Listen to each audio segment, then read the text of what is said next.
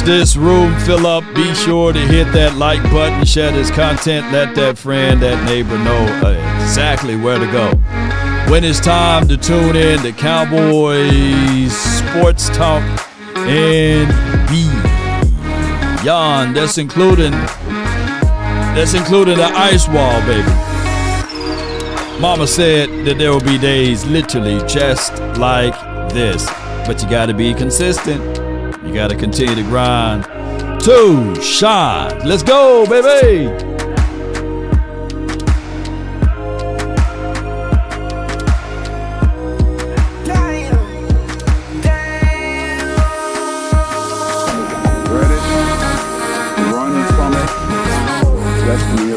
Cowboys early 90-man roster.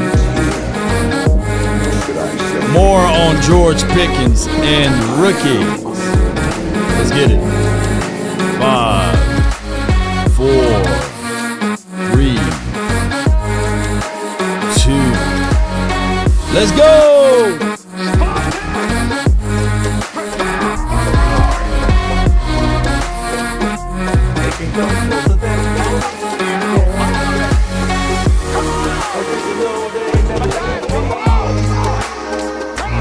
Good morning, good afternoon, and good evening.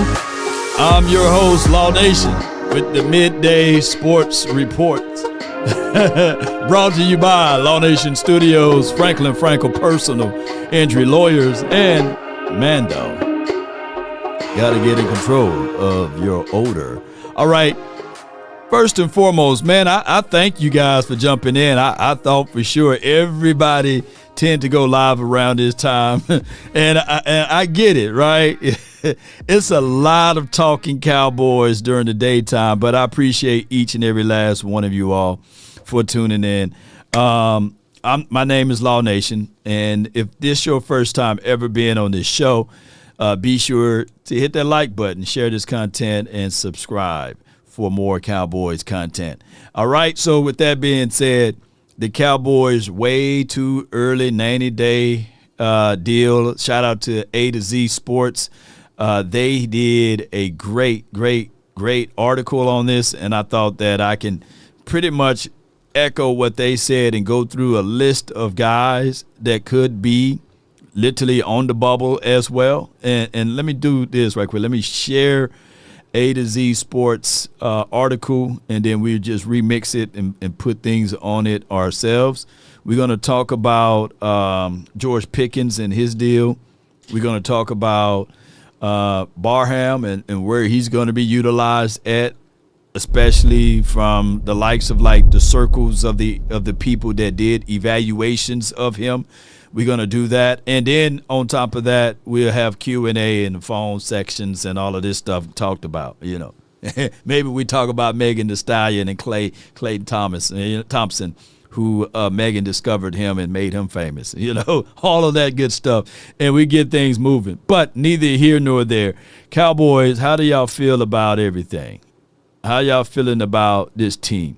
Because the Cowboys heading into this territory of greatness is how I look at it. I think that this team, the way we are built is great. The way we look at things is great. But before we go into this conversation about greatness, put a 1 in the chat if the audio is straight too, by the way. Shout out to you guys. Shout out to you and all what you do.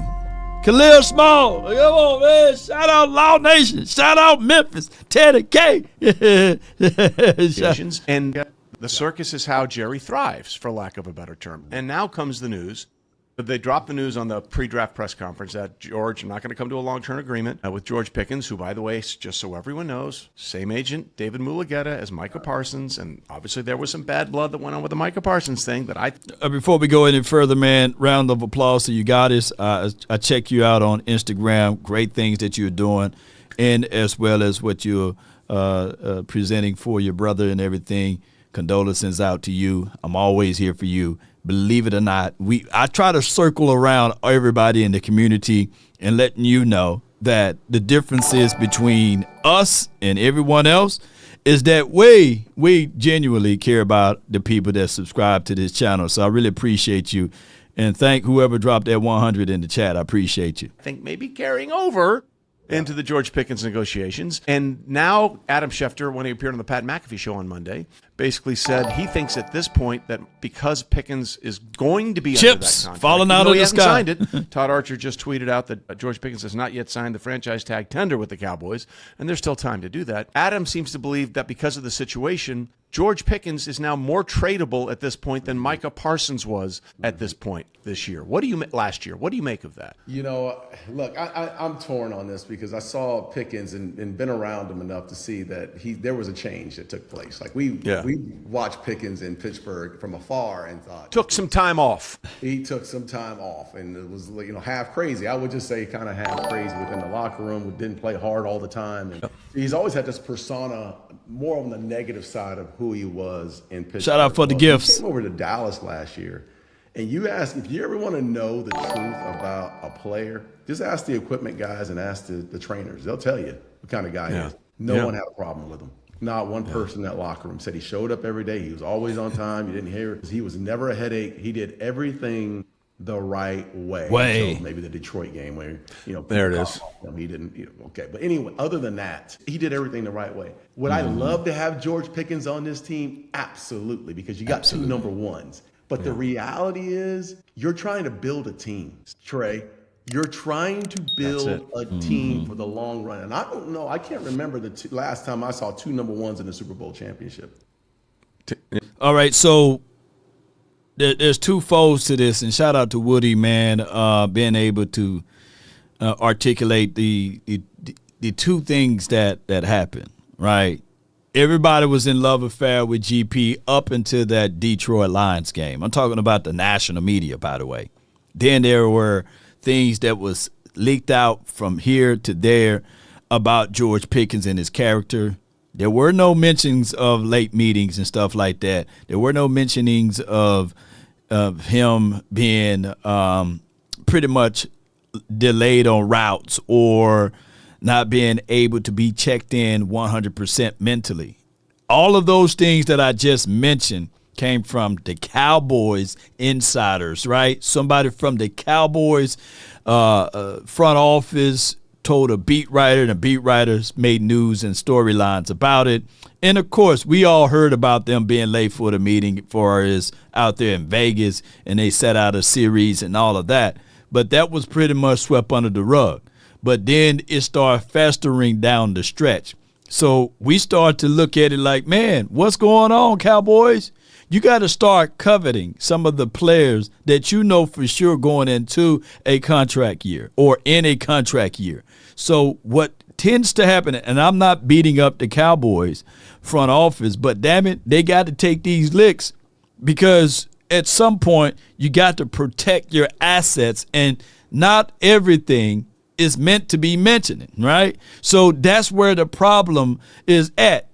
Every time a Cowboy player goes into a contract situation, it's always heavy terrains. I'm old enough to remember when Micah Parsons, right before the year of him going into the contract, there were small things saying that their patience wearing thin in the front office about him and his attitude towards X, Y, and Z and how he handled certain things. They said patience running thin.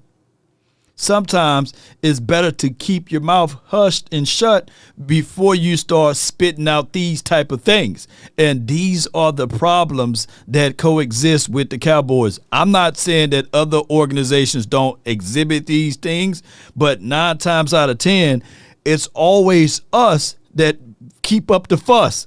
And that's crazy. Yeah. You know what I mean? Like two number one wide receivers, and you're in the dance party. I don't remember seeing that. Like, I think there's a part of this where you have to figure out a way to allocate some of those funds, and especially if you can trade and get something in return for Pickens. That's the way I look at it. I just think that they're starting to understand now more than anything. And I thought it started with the hire of Christian Parker.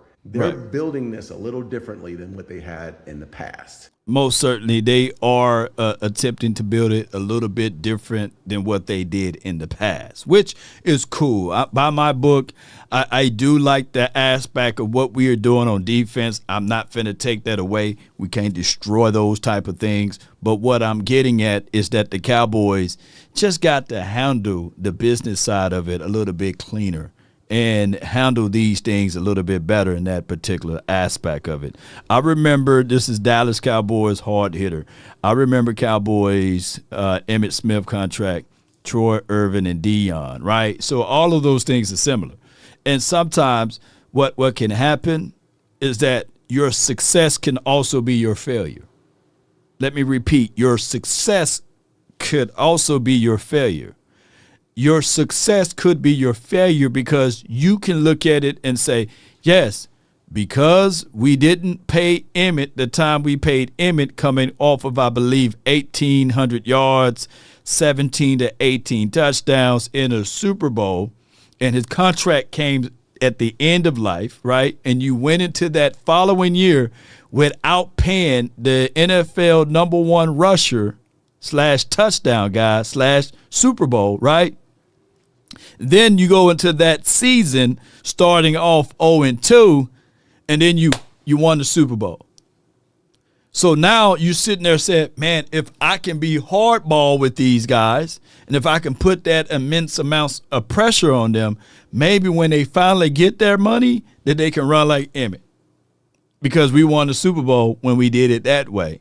So now that should be a proof of concept on how we handle contracts, where we stand tall with ours, right? And that may have worked one time, right? Getting rid of Jimmy Johnson and the following year still winning 12 games, going to the postseason, ultimately losing to the damn 49ers, which I can't stand. That was PI, by the way. If we tinker a little things, yeah, just maybe, we can win the Super Bowl without Jimmy, and them ultimately winning the Super Bowl without Jimmy was a success, but it still equals your own demise, right? So those are things that we have to understand, that just because you're winning a certain way, but is it proven, right? Is it something that you can say long-term stability? No, right? And I go back to these saying, I made a G today, but you made it in a sleazy way. Remember Tupac was saying that. So you got to handle these type of things better. I'm not beating up the Joneses, but they got to. It's been 30 years, 30 seasons, and we haven't had the success rate of what we had in the past, right? So that's why I wanted to bring that part up.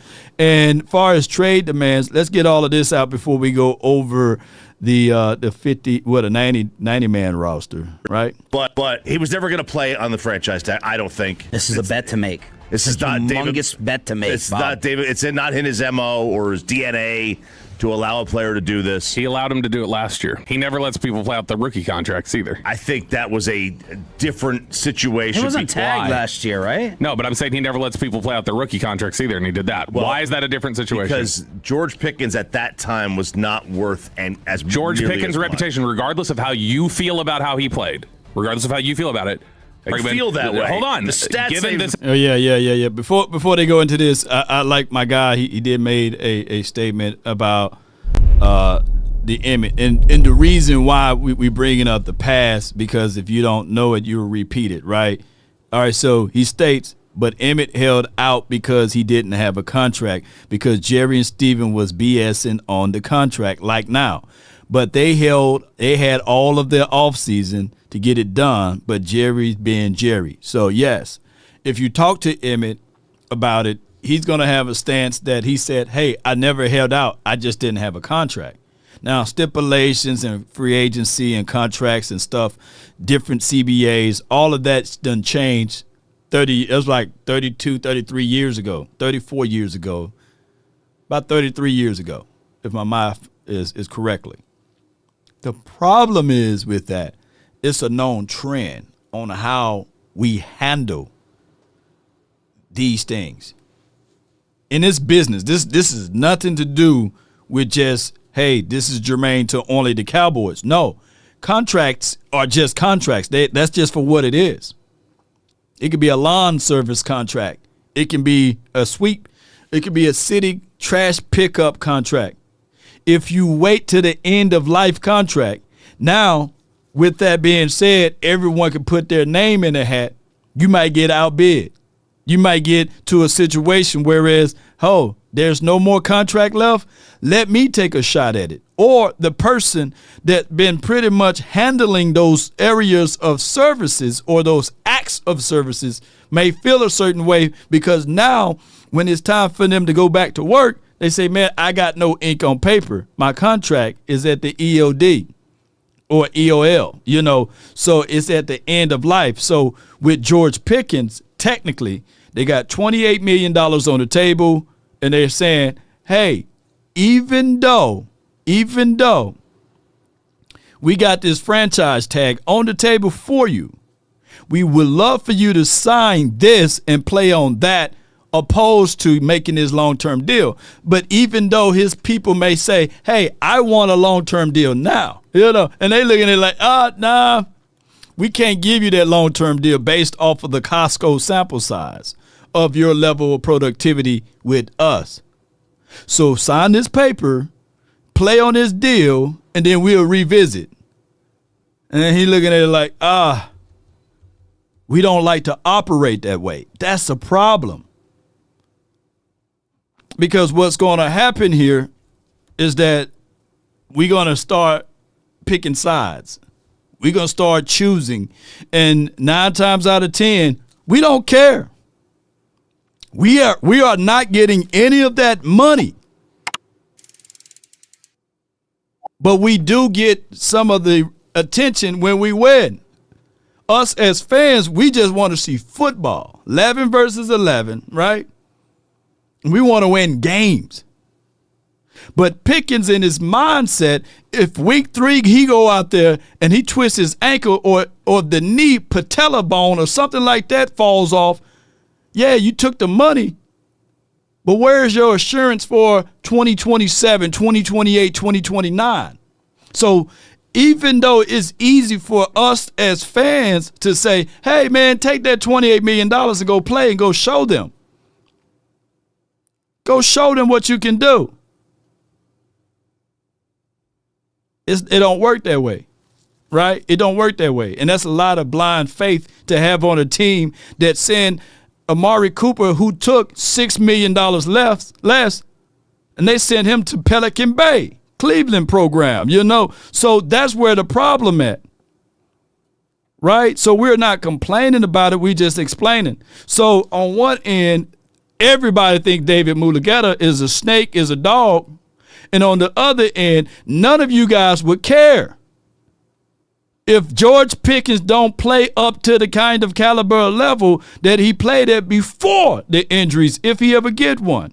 Because the same people, the very same people that's praising him now would take a dump on him later. And we got empirical evidence of that, right? And we got historical references to that. So that's where the agent got to take the blow on the face, or pause if necessary, on the chin, because he's just there for also reminding them that if you go in and you play on that, and if your hip fall off, man, come on, man, ain't nobody going to give you grace and mercy. Law, do you have any truth to that? Look at Trayvon Diggs. Everybody turned on Trayvon Diggs. Why? Oh, he didn't play up to the kind of caliber of level after the injury. Did nobody say, hey, give the man a little grace? Did nobody side with him when he said, hey, instead of me getting rehab in Dallas, I'm going to go to Miami land or Florida? But people were still salty about how the season came through. And they said, hey, man, this guy's trash. Hey, man, this guy suck. Hey, man, get rid of him. Hey, man, he suck. Y'all did the same thing to Bland now, right? So that's why it's important for these guys to get their coins, their money, and don't take discounts from billionaires, right?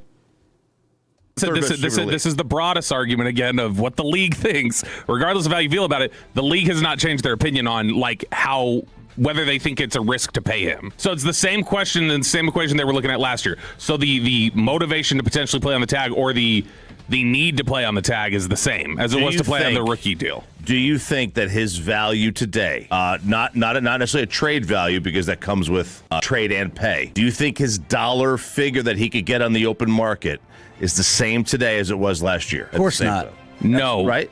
But the reservation to pay him what he's worth is equally the same. I think the reservation is to pay him and give up picks for him. People only would have paid him last year on a discount off of what he was worth, and similarly, they will only pay him on a discount off what he's worth now. I think there's multiple teams out there that would give him $30 to $35 million a year. Where are they now? They're not going to. Well, you got to have stipulations on there. Let me go to over the cap. And, okay, I got to log in. Let me see if I got to log in. But I don't need to log in. You see the commercial. Titans got unbelievable money. They can pay him blindly. Commanders, $49 million. Chargers, 45. The hated 41ers got 44. Cardinals got 40. Jets, 39. Patriots, 35, who I think they need another wide receiver. Sea Chickens got 32. So there's a lot of teams that can pay him, right? There's no ifs, ands, and buts about it. That's not the problem. Now, of course, when you have stipulations and instead of just a straight up franchise tag, but you have the tender of a first round draft pick on it. Now that's a whole nother category. That's a whole nother situation. That's a whole nother philosophy. You mean to tell me that you want me to pay him and give you a first round? Nah, man. No, we would rather look into these rookies that we just drafted to see what they can do before we take a shot at this. So if you want to stay in Dallas, let me give y'all the skinny on that. If you want to stay in Dallas as an agent, damn, I can't get you to sign this thing. Because then they can trade you during the draft and you'll lose a lot of leverage. Now, what we can do is sell a white lie and say, hey, you intending on signing this franchise tag, right? When they email us, because they don't pick up the phone and talk to us, when they email us, we'll email them back and say, yeah, we intending on signing this franchise tag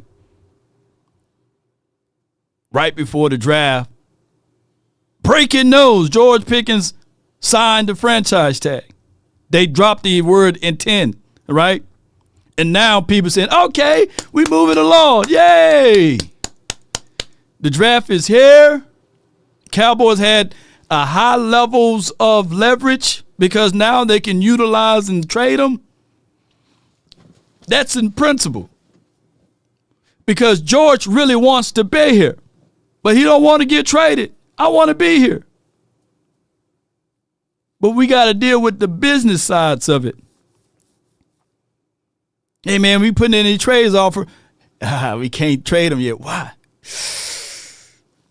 They lied to us. What they lied about? Yeah, that he was going to come down here. That naysayer said he was going to come sign this dotted line. He haven't showed up yet.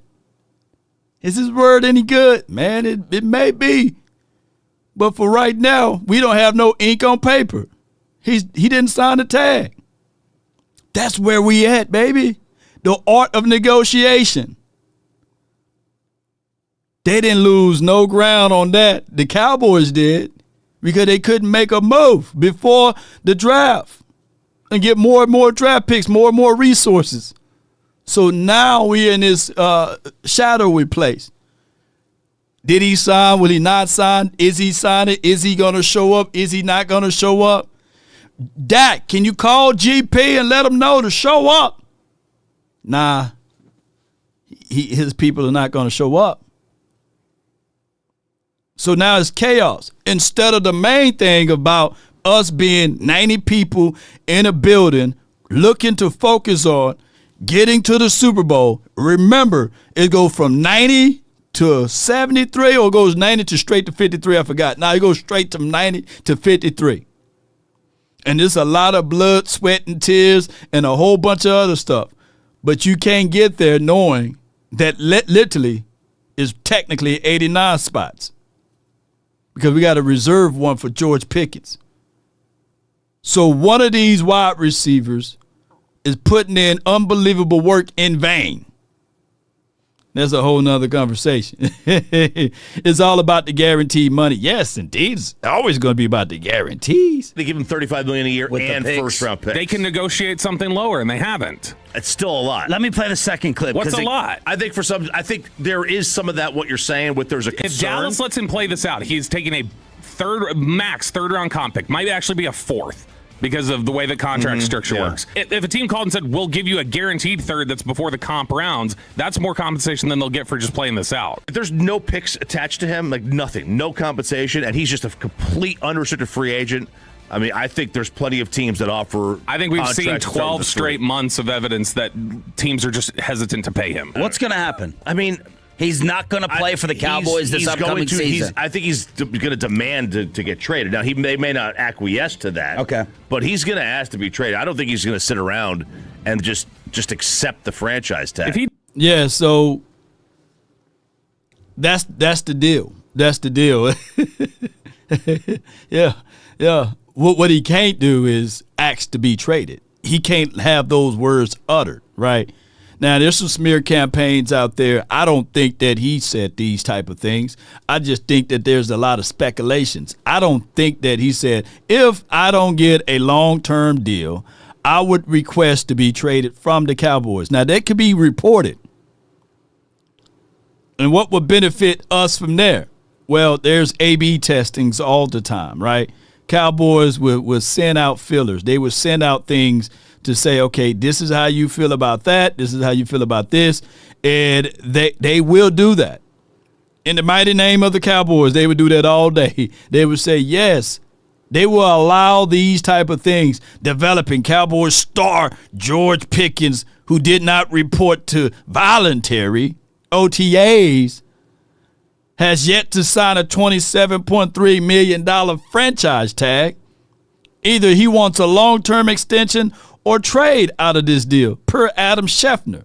Like, who's telling Adam this? What benefit this from the agency, David Mulugeta, or somebody in the front office?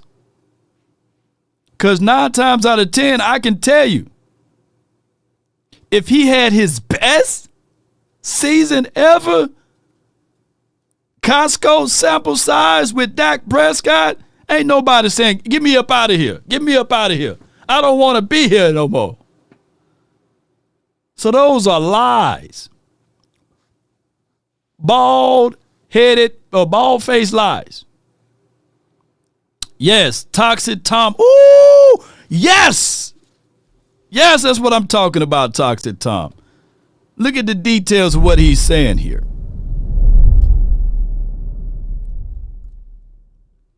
Alex Pierce got $84 million guaranteed.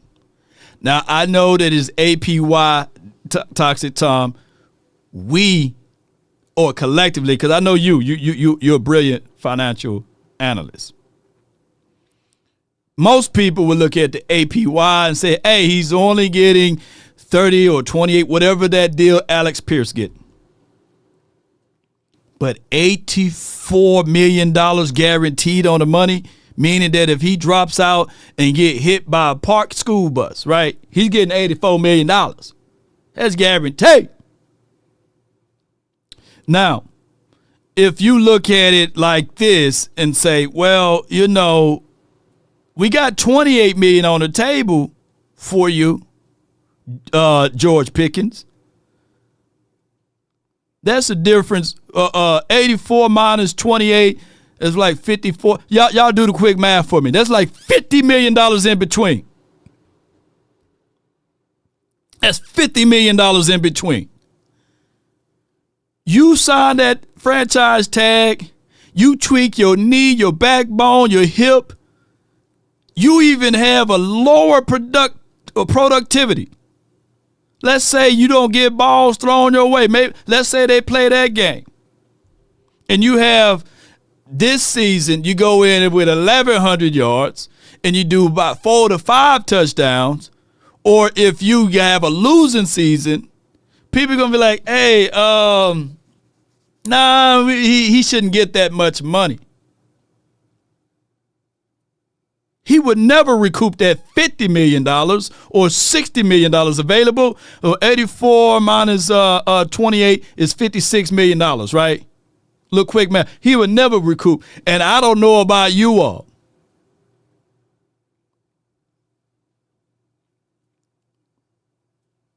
But just like if you go into a job and you fool around and get a career job of $300,000 and you was normally making $30,000, that's life-changing money. $56 million is nothing to sneeze at. So that's why we are arguing about this type of thing. So what his agent is saying is that my client is a whole lot better than Alex Pierce.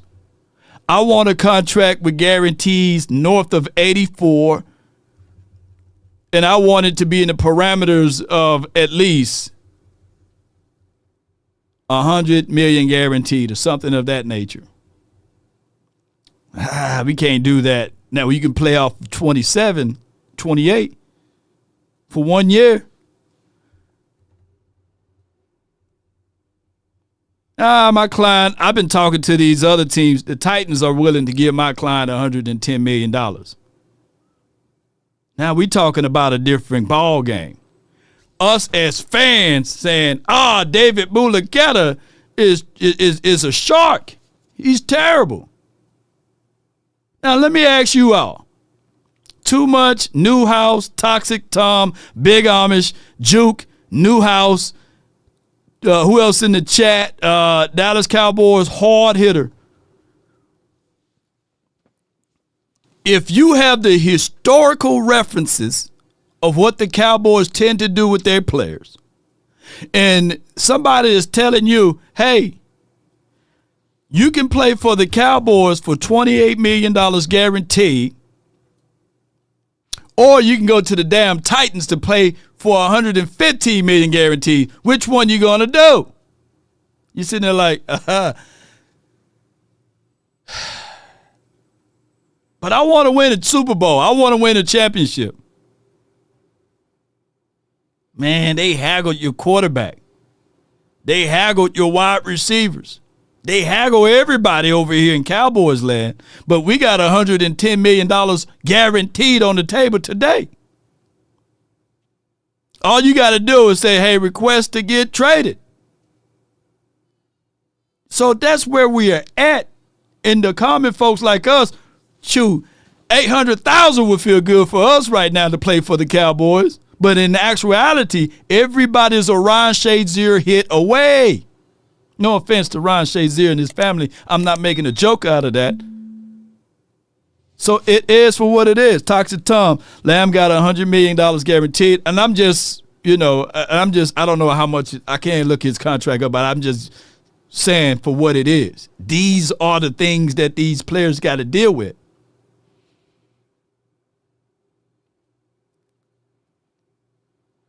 There's no way possible, and I don't blame the Cowboys for this, though, for us to take the risk when George Pickens got here initially and said, hey, we got $50 million guaranteed on the table for you right now, right? That'd have been just right. I think he wouldn't have said no at that point. But I understand this. We all understood that he got here and he wanted to prove himself. So that's why they said, hey, let's not negotiate anything. Let's play this season out. But shoot, after week 1 and week 2 and week 3, I would have been said, hey, George, come here, man. We're going to lock you in a room. I got that $52 million now on the table for you. Guaranteed. 3-year extension right now. We'll be able to lock you in. And on top of that, before this season finish out, it's you, CeeDee Lamb. Let's get this deal done now. I would have started then. even though David or whoever would have said, nah, we going to have to finish this season. At some point, you got to forecast. At some point, you got to take that risk on your star-studded guys. I get it. We can talk about Trayvon Diggs and stuff. That's business. You ain't going to hit on everything. But at some point, you will have to say, this is the identity that I would like to see.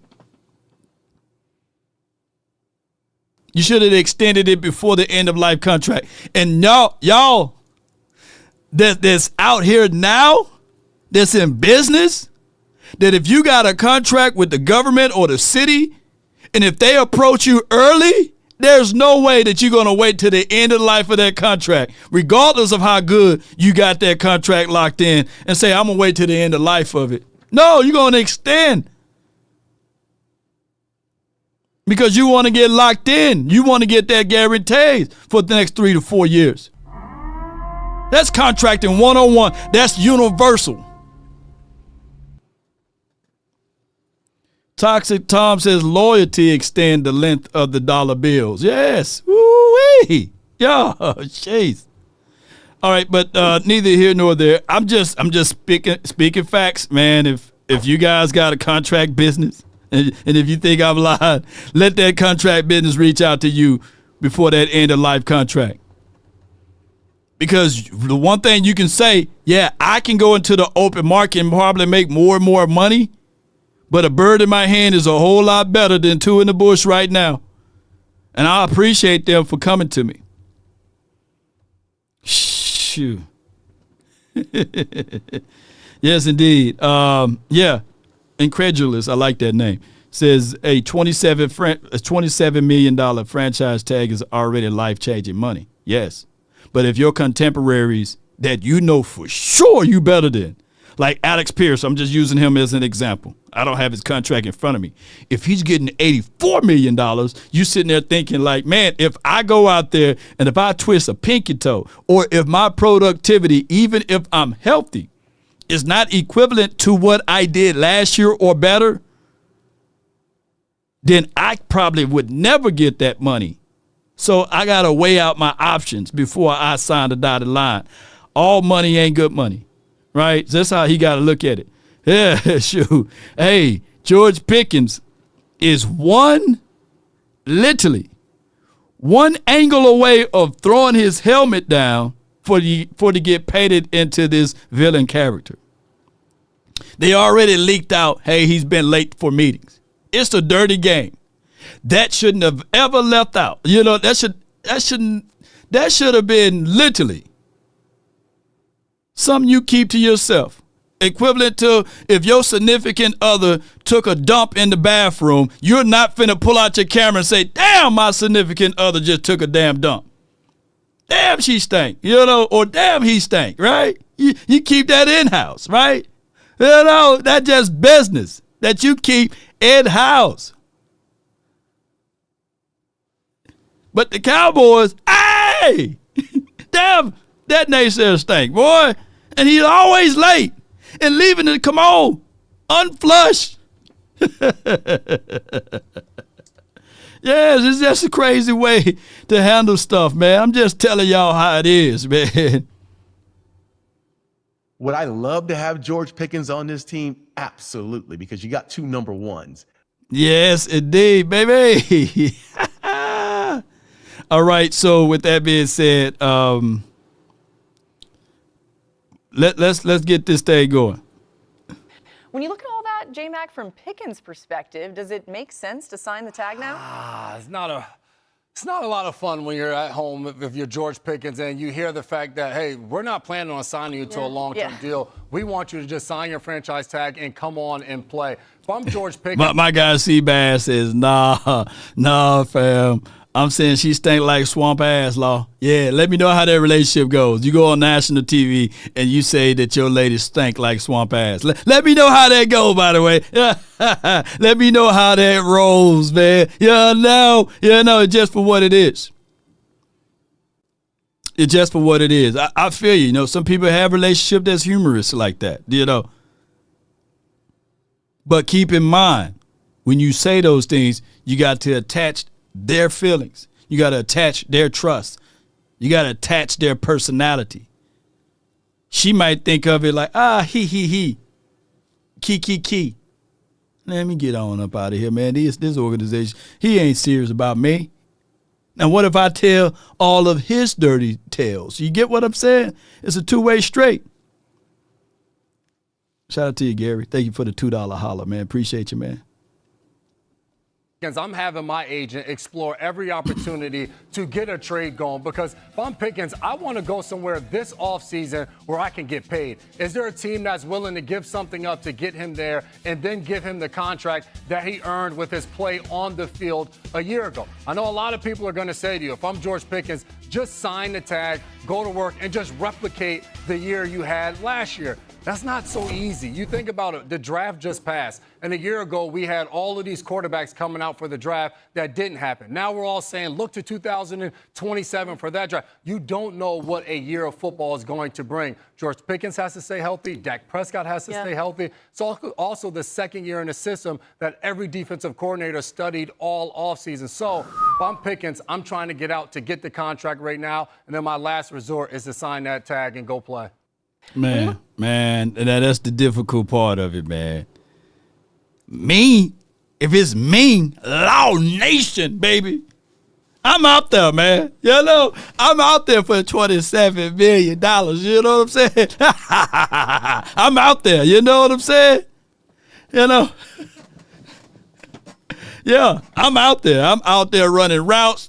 I'm doing everything I can. You know what I'm saying? I got kids in private school. You know what I'm saying? I'm trying. I got overhead. I got office flow and all of this stuff. I got overhead. I'm out there, baby.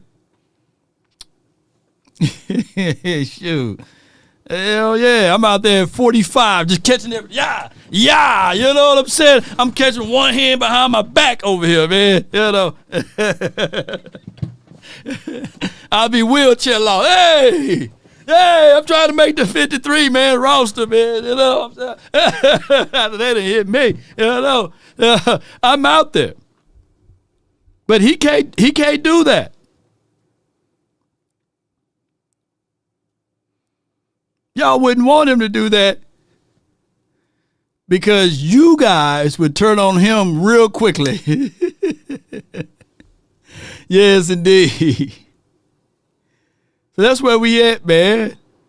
There's still an expectation in that building that he will. The key thing to understand about the George Pickens situation, is he going to play on the franchise tag, is the answer might still be yes. We have not heard from the player.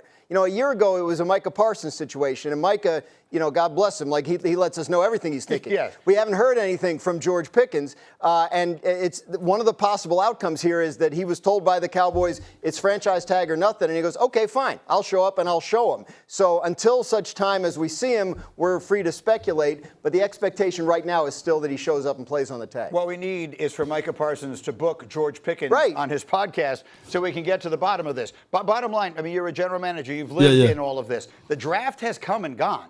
So the trading of Pickens, whereas there may have been some urgency to get it done before the draft if there was something you wanted to do, now if what we're looking at is compensation in next year's draft or whatever the case may be, we're in no rush. No, there is a sense of urgency from this standpoint. Right. You're a team that needs a receiver. So the Patriots, the Chiefs, the Rams, and you feel like you got to go get a receiver on a one-year deal. You want George Pickens as soon as possible to get in the offseason program. Yes, indeed. So that's the conundrum. It's always a conundrum piece about the GP thing because we know that this team is better with him, right? It's the unknown. It's the unknown of the unknowns. Saying is that there are known knowns and that there are known unknowns, but there's also unknown unknowns. Things we don't know that we don't know. There's just things that we don't know. Jeez.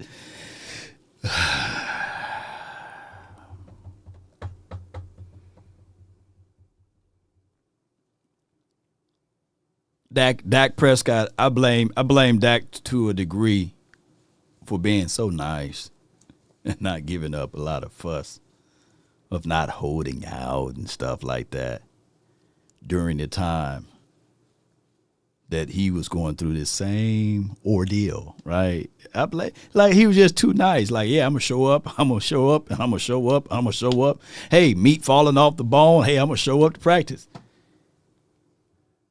never left any disparaging words of all of this, But he was 430. He was 100 degrees hot when they made that move for Trey Lance. He's like, man, I don't know what to expect.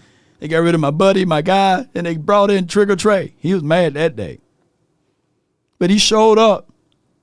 One thing about a quarterback is different is that the ball going to touch their hand. They have more control of the situation than what we can think of, right? Barring injury, can't talk to the injury. He had more control of all of that, right? Shoot. So, yeah, you can bet on yourself when you the damn quarterback. But when you the wide receiver, don't you know how frustrating it's going to be? It's the third quarter, and you only had 2 targets. That's a recipe for disaster, You lose a game because it get down to the final 60 seconds and Dak don't look your way and he throws it to Ryan Flournoy for the touchdown. Everybody jumping around. Now you sitting there like, hey!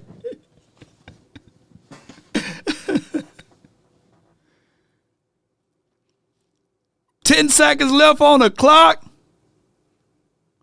Yeah, here we go. White 80, you know what I mean? Hey, touchdown, CD Lamb. I'm wide open. Shoo. Y'all don't know, man. That's a lot of pressure, man. Hidden pressure. That's a lot on a player, man. What is about to happen between George Pickens and the Dallas Cowboys? We don't know. But here are a couple of options that ultimately can play out. We learned at the start of the draft that George Pickens, the Dallas Cowboys, they were not going to negotiate further with George Pickens. They tagged him to the tune of $27+ million for the 2026 season, and then they pulled up the negotiating ladder. They have until July 15th to reach a long-term contract extension. But Stephen Jones, the CEO of the team, said, no, we're not going to do that. He's just going to play on the tag. Okay, little surprising. Doesn't seem like George Pickens is going to rush to sign the tag. And then what happens a day later, word comes out that he will indeed sign his franchise tag. Well, he hasn't yet. And so what does that mean? Well, it could mean something. It could mean nothing. It could mean that he just hasn't been physically there at the Star to sign it. Maybe he had some plans, a vacation or whatever. But once he does sign that tag, what that means, Jim. Man, they got DocuSign now. Man, you can send a damn DocuSign PDF to a cellular phone, right? And sign that deal. Breaking news, he signed a deal. Now, this could be a lot of tongue-in-cheek, and he can go right into this season saying, yes, I'm going into a franchise tag, and I'm going to play on this franchise tag. But a lot of times, nobody like their hand forced. You know what I'm saying? And a lot of times, just like he said, the Cowboys front office, if you got into July the 15th, to make this long-term negotiation thing negotiated, right? And you take that away when you open your mouth and say, yes, we did this before and we're going to do it again, regardless of the results, because we know more than G.O.D. on this particular situation. And on top of that, he's going to play on this franchise tag. You taking the words of the negotiation off the table, and you done already negotiated with yourself on the outcome that you're expecting said player to do, which is not right for the said player nor the agency. For you to make an announcement, that's why I say we talk too much. When you made the announcement of saying that, yes, he will play on the franchise tag, yes, in principle, that sounds good, because it's like I'm giving you $27.3 million. You play on that and you hush your mouth because I own you. And if you don't like that, we'll do it again next year. Because at the end of the day, I'm big dog over here. I'm LD around here. What that stand for? Long daddy, baby. Come on, baby. Or LAW. What that means?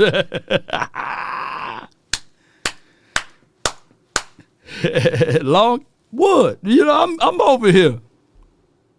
That's what Stephen did basically. So now the fan base is saying, yes. David Mulugeta is a snake. Yes. George Pickens can't be showed off as greedy. And he better be happy that at least we're taking the risk of paying his brother, who's always late. That's the only thing they can pull up. Is that, well, he's under contract. So if there's a mandatory activity, he has to be there or else he's going to be fined. That means that he's under contract, so he can be traded. Right now, George Pickens cannot be traded. He's not technically under contract. And so he couldn't be dealt during the draft when we were all keeping an eye on it because, again, he was not under contract. The last thing is, and this is a possibility, it's always a possibility when teams issue the franchise tag, the team can rescind the tag before you sign it. Doesn't happen that often. We're talking about things right now, Jenny, that don't happen that often. I was covering the Carolina Panthers when Josh Norman's franchise tag was rescinded by GM Dave Gettleman more than a decade ago. That can happen here. And so sometimes if you fear that, you say, hey, hold on, I'm going to go sign it. So we'll see ultimately what winds up happening with George Pickens. If and when he does sign it, he's under contract, he can be dealt, or he can say, look, I'm not showing up. I'm not going to play in games. And then he doesn't get his game checks of $1.5 million per game. I'd love $1.5 million. Somebody said, man, let me just get one of them checks, man. Let me just play a half. Let me get let me just play 2 quarters, man. But, man, let me get one of them game checks, though. $1.5 million, you know. Yes, indeed. Yeah. Toxic Tom, I'm glad that you said it. David Mulugeta isn't a snake. He's an agent representing his client. You want that for your guy. Yeah. Yeah, man, shoot. So many people, man. If you guys was in GP's situation, how many of you guys put GP in the chat? If you would drop David Mulugeta and represent yourself with Jerry Jones, put GP in the chat and say, hey, man, forget David Mulugeta, man. All of these guys that he done signed with, he just money hungry. Forget him. I'm going to represent myself. And I'm going to go in there and negotiate a deal with Jerry. I'm going to just take his words, man. Yes, indeed. RMC, all the GPs, man. Okay, hey, you know.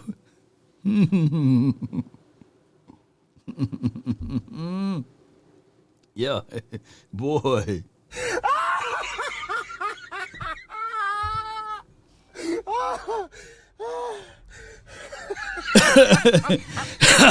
Shit.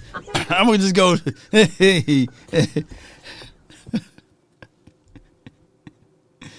Yes, indeed. Yes, indeed, boy. I love y'all, man. And I know y'all serious as a mug, man. Y'all are serious. You guys are serious as all get out. And there's nothing wrong with that. There's nothing wrong with believing in the system. Nothing wrong with that, man.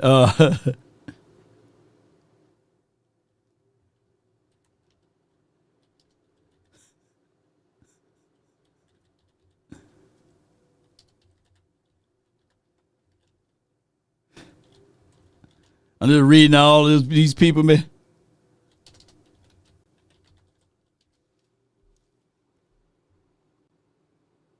Yeah. Okay. Boy. GP. Hey,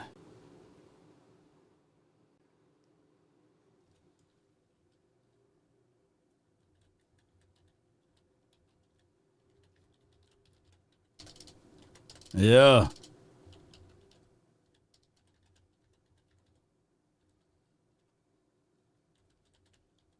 me see if I can find this right quick. Yeah. Uh-huh. All right.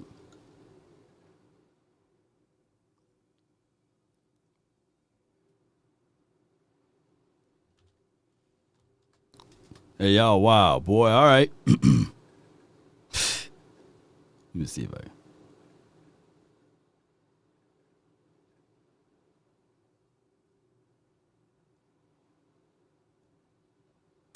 All right, enough of you guys said it. Okay, all right, well.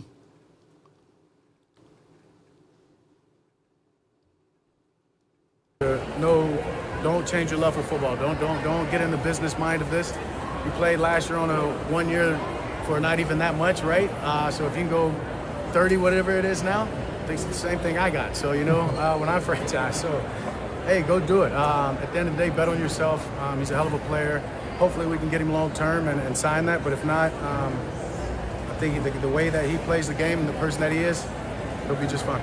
Yeah, I think that eventually he will be just fine. I think that when we start to think about all of this, he'll be just fine, man. Yes, indeed. Cowboys Nation, it's a dangerous lane to be in, especially when you're talking about that. But give me 1 second. I got to pull up something. So what we're going to do is play this quick audio while I look this up and get things moving. I should have had it on the front end. But hold on tight for me. Oh, here we go. Here's a dude who's pretty amazing after all these years. It's Ed Werder. He's covered the Cowboys and the NFL for decades for the Dallas Morning News, ESPN. You see him on WFAA, and we have him weekly here on the Morning Musers during football season. We thought we'd get his thoughts on the draft and a couple of Cowboy items. The great Ed Werder joins us now on the ticket. Morning, Ed. Good morning, gentlemen. How are we? We're doing well, and we couldn't figure out what we think of the Cowboy draft until we hear the Ed Werder grade for it. And no, seriously, you don't have to give it a grade, but we've been talking, just Caleb Downs alone was a really good start to this draft, and it stands to reason you would have a good draft when you have 2 number 1 picks, but this appears to be the best, most productive Cowboys draft in a long time. Well, I kind of look at it like they're trying to repeat what they did in 2021, right after Mike McCarthy's first year and the historic defensive failure by Mike Nolan as a defensive coordinator. He's fired. They didn't make the playoffs that year. They hired Dan Quinn, and they dedicated, all of their resources in that draft to defense, to improving the defense. And they used their first 6 picks for the first time in franchise history to acquire defensive players, starting with Micah Parsons. Mm-hmm. And it worked. The plan worked. Like they never, under Dan Quinn, had worse than the 7th ranked scoring defense in the NFL. They created an identity where, they pressured the quarterback like few teams in the league could. They created all these takeaways, scored defensive touchdowns, led the league in all those categories, and won 12 games 3 years in a row. So I kind of see them trying to do the same thing now with Christian Parker.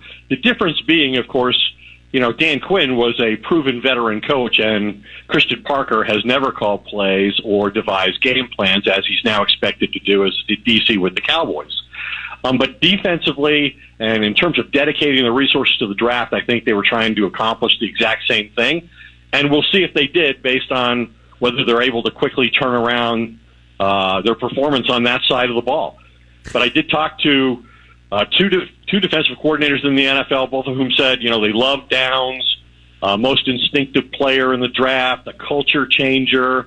One of them said, I really like the athletic traits of Lawrence. Their other first-round pick, Malachi Lawrence, the edge rusher from Central Florida, liked his traits but thought he lacked instincts and power. And then a general manager told me their first 2 picks will help them.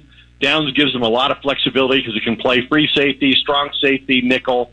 He said Lawrence has real upside as a rusher. We would have taken him. Barham was one of my favorite players, reminded me a lot of Quay Walker when he was coming out of Georgia. So, based on what I'm hearing from other people around the league who evaluate talent and were competing for, players in the draft, they thought Dallas accomplished its goals on the defensive side of the ball.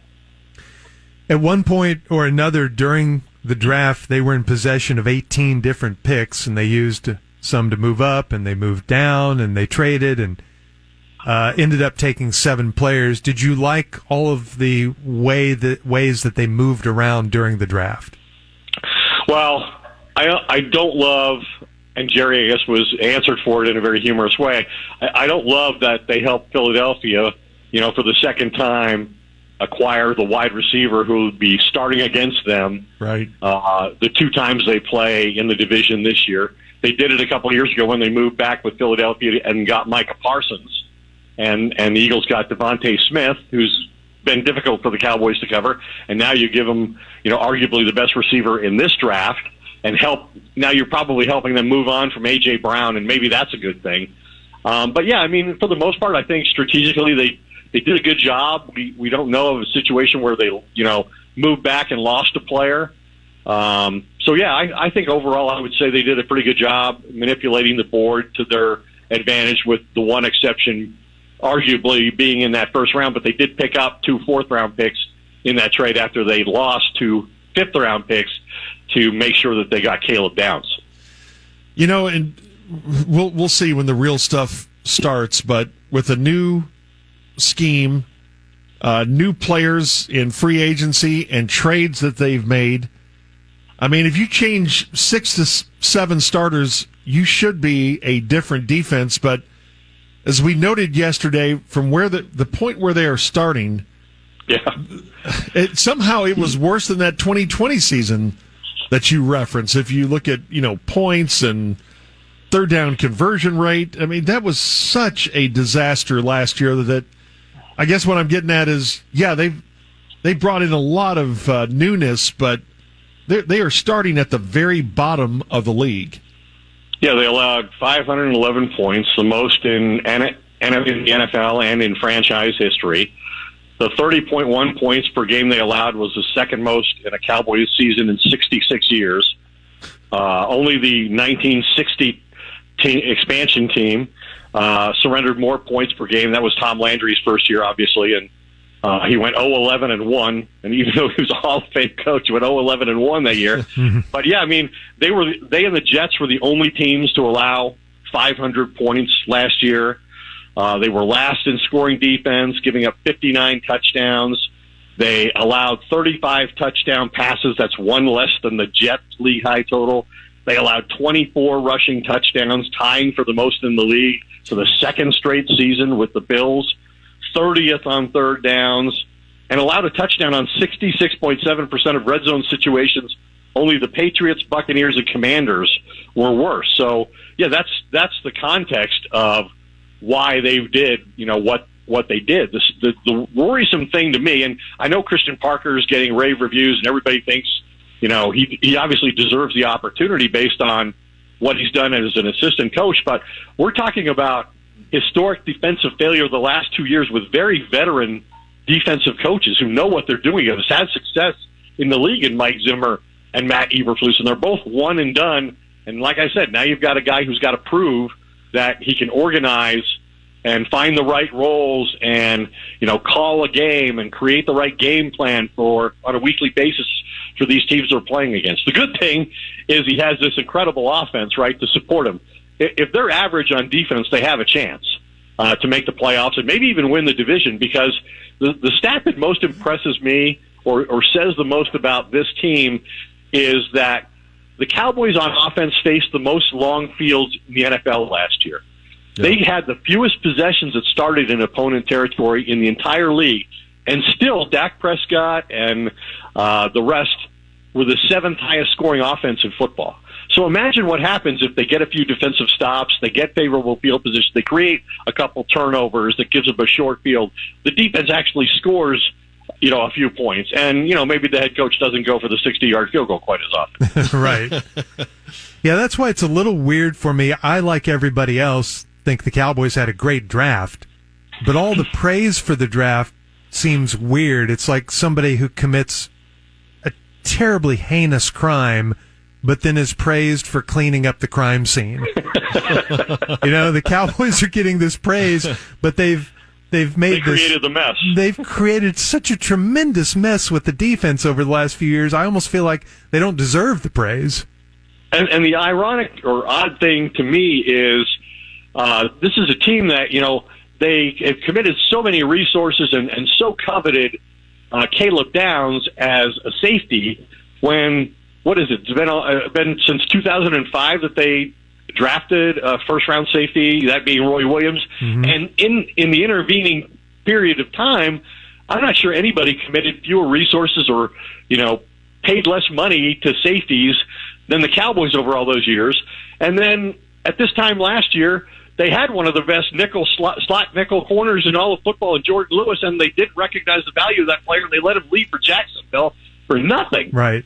And that's part of the reason they are in this position where they had to, that they're over the top about the fact that they got Caleb Downs, and he was, their fourth-ranked player on their board, and they got him with the 11th pick and moved up, trading 2 draft picks to make sure they, secured him as the 11th pick. Just kind of ironic to me that this is a team that now all of a sudden realizes, hey, safeties are, hugely important in this. And maybe that just speaks to how differently, the defense is going to be under Christian Parker, because every one of these guys they drafted has great position flexibility and is a very versatile type of athlete. And so, hopefully they're going to create a lot of indecision on the part of opposing quarterbacks because they're not going to be so sure what they're going to see, pre-snap. Okay, help us out with something. The Cowboys put the franchise tag on George Pickens. Last week, Stephen Jones says they are not going to negotiate a long-term deal with him before the start of the season. He'll just play on the tag. They expect him to sign the tag. All right. Yes, it took me forever to find that clip. But we're right here, man, with everybody, man. I thank everybody for jumping in. If y'all could do me a huge favor, hit that like button, share this content. Let that friend or that neighbor know where to go when it's time to tune in to Cowboys Sports Talk and Beyond. Let's go, Cowboys Nation, and let's figure this out one way or another. Let's get it. Are y'all okay with Ed? Ed is speaking truth. I always like Ed takes, man. I like what he exhibits and exudes.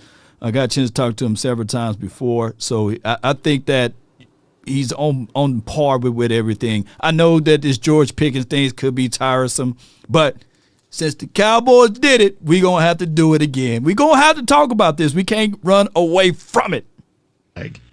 He has not signed the tag. He has not gone to voluntary workouts. Is this thing starting? He has David Mulligetta as his representative. Is this thing starting to go sideways? Well, I'll just say that when all of this, happened before the draft last week, that Stephen Jones unexpectedly, and I can't remember a circumstance where any team in the NFL has told a player who performed like George Pickens did and was franchise tagged that 3 months before the deadline, we are absolutely have no interest in signing you to a long-term contract, which to the player basically means, the franchise tag allows the teams in the NFL to take advantage financially of one player, and that's you in this case. And so this is unlike, the Dak Prescott situation. It's unlike the Marcus Lawrence. They've had plenty of players play on the tag. Right. But none of them were told 3 months before the deadline that the team had no interest in signing them long term. Now, I do know that there are people around the franchise who wouldn't touch George Pickens in terms of signing him to a long-term contract because of, he doesn't play hard all the time from down to down, from week to week. He doesn't really block. And obviously there are still concerns about his maturity level and professionalism even after last year, although we only know of one situation where he was disciplined. So that's not surprising, but I just know David Mulligetta, and I dealt with him pretty extensively during the Deshaun Watson, situation with the Browns and Texans before he got traded, that this is part. That goes to show you that, your reputation follow you like smoke, right? If we put context to what it is, man, dude was playing in Steelers country with tiny hands, Pickens, whatever. What was his name? Tiny Hands. What was that guy name? Pickett. Sierra husband. Was it probably his best quarterback? Justin Fields. Who else? Who else was the quarterback over there? You know, the guy that got hit in the helmet. I forgot his name. Got hit in the head by a helmet by Myles Garrett. Who else would have been like, oh, shucks, man, let's go play? And Steelers went land, Russell Wilson. Yeah, my bad. Everybody during that stretch of years was walking around with long faces in Steelers country. So, Trubisky. And Mason Rudolph, them was his quarterbacks. And he's still young. He's like 24, 25. He just turned 25. I'm not saying that that's the reason why to crash out, but come on. Kenny Pickett was the other guy's name.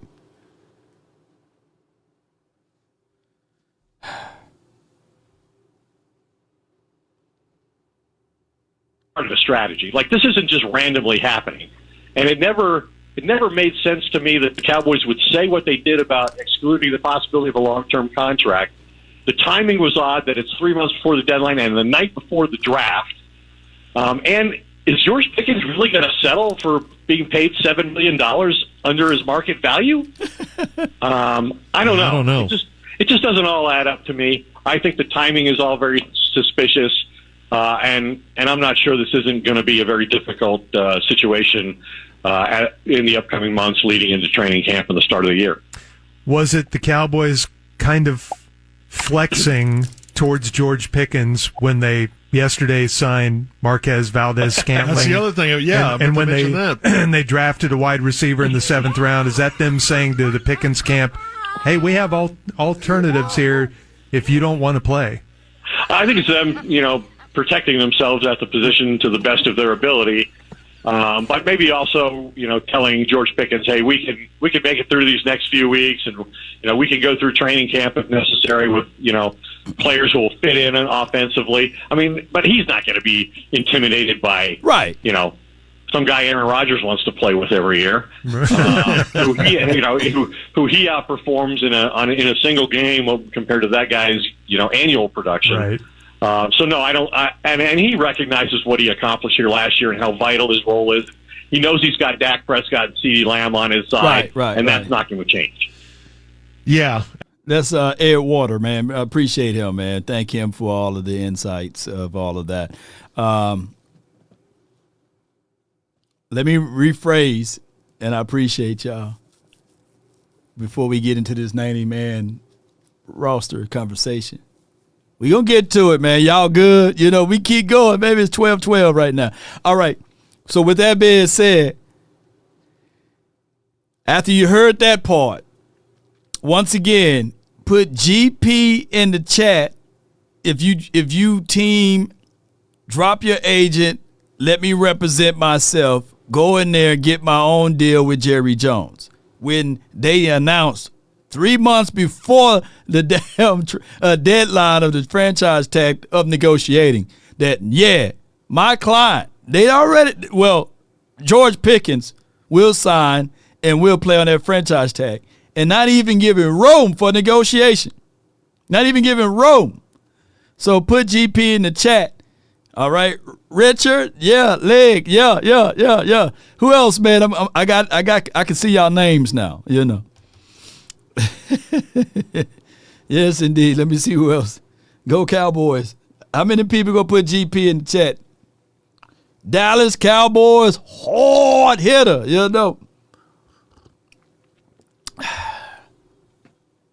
Melvin, Turk, Edwards, shout out to you.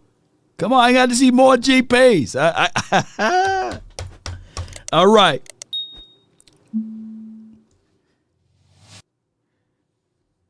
Two Speeds, Craig Smith, okay. Represent yourself, okay. This is what can happen when you represent yourself and you dismiss your lawyer and you said, hey, I'm just gonna represent myself. I'm gonna take it. I'm gonna talk to the judge myself. Every one of them people in their head, they not making it back.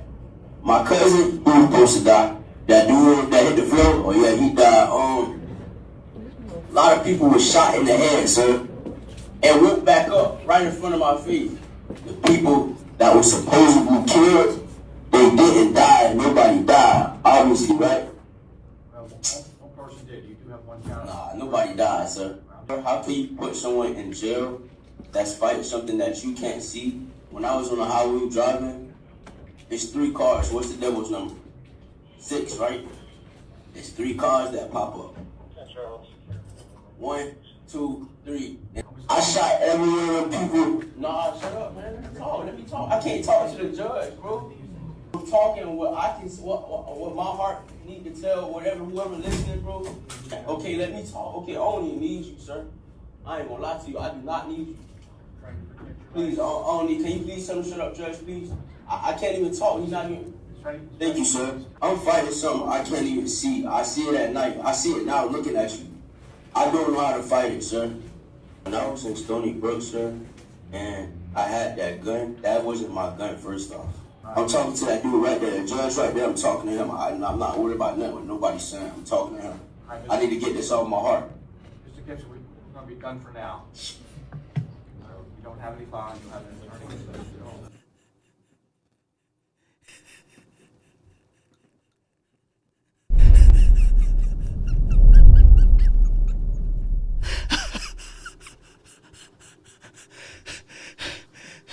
He told his lawyer, shut up. I don't need your representation. I'm going to just speak to the heart. Well, beg your pardon. Sir, I'm going to speak for myself. I had the smoking gun.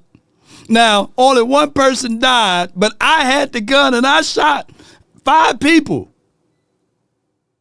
And if I shot them, there's only one person that died. That wasn't me. But let me tell him. You know. So what I'm saying is basically that's just one count of situations. There's multitudes of situations. Don't have me to pull them up. When you get into that interrogation room, that wasn't even at court. He dismissed his own damn lawyer. You know. That's what y'all are saying when y'all say get rid of JP. JP should get rid of David Mulugeta. He should represent himself, or he should go get someone else because they would have better interests. And we should say, hey, whatever Jerry and Steven want, come on, man, let's go with it blindly. There's everybody, most of the people that's watching this show, I've seen people talk really bad about Tyron Smith. Why? Tyron Smith signed a 10-year contract, basically. It was the contract before Pat Mahomes got that long-term contract. We were the first ones to do it. We radiate those type of things. Collectively, Tyron Smith took at least $60 to $80 million less on his contract entirety. He would never recoup that money. But to fickle Cowboy fans, Tyron Smith always hurt. He's trash. He ain't good. Oh, man, he's a waste of space. He's no longer X, Y, and Z. Y'all battered and bruised that man up tremendously.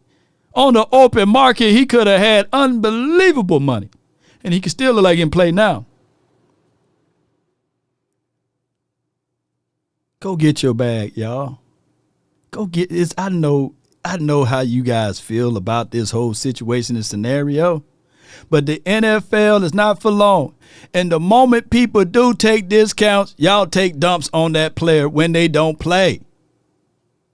Y'all switch up. Look, it won't be long. Caleb Downs, y'all love him now. 3-4 years from now, hey, Caleb, you suck. You trash, man. Get off this tape. Watch, it won't take much long. Just like y'all had it out for Micah. Year 1, year 2, can do nothing wrong. Year 3, hey, man, he's a one-trick pony. Get rid of him. He suck. He trash. We want to win Super Bowls. That's what y'all gonna switch up. The switch up gonna be really quickly. Watch, just go back. I've seen how y'all switched up on GP. All I have to do is just pull up that clip when Jordan Lewis, when he snatched the helmet from Jordan Lewis and ready to bolt up.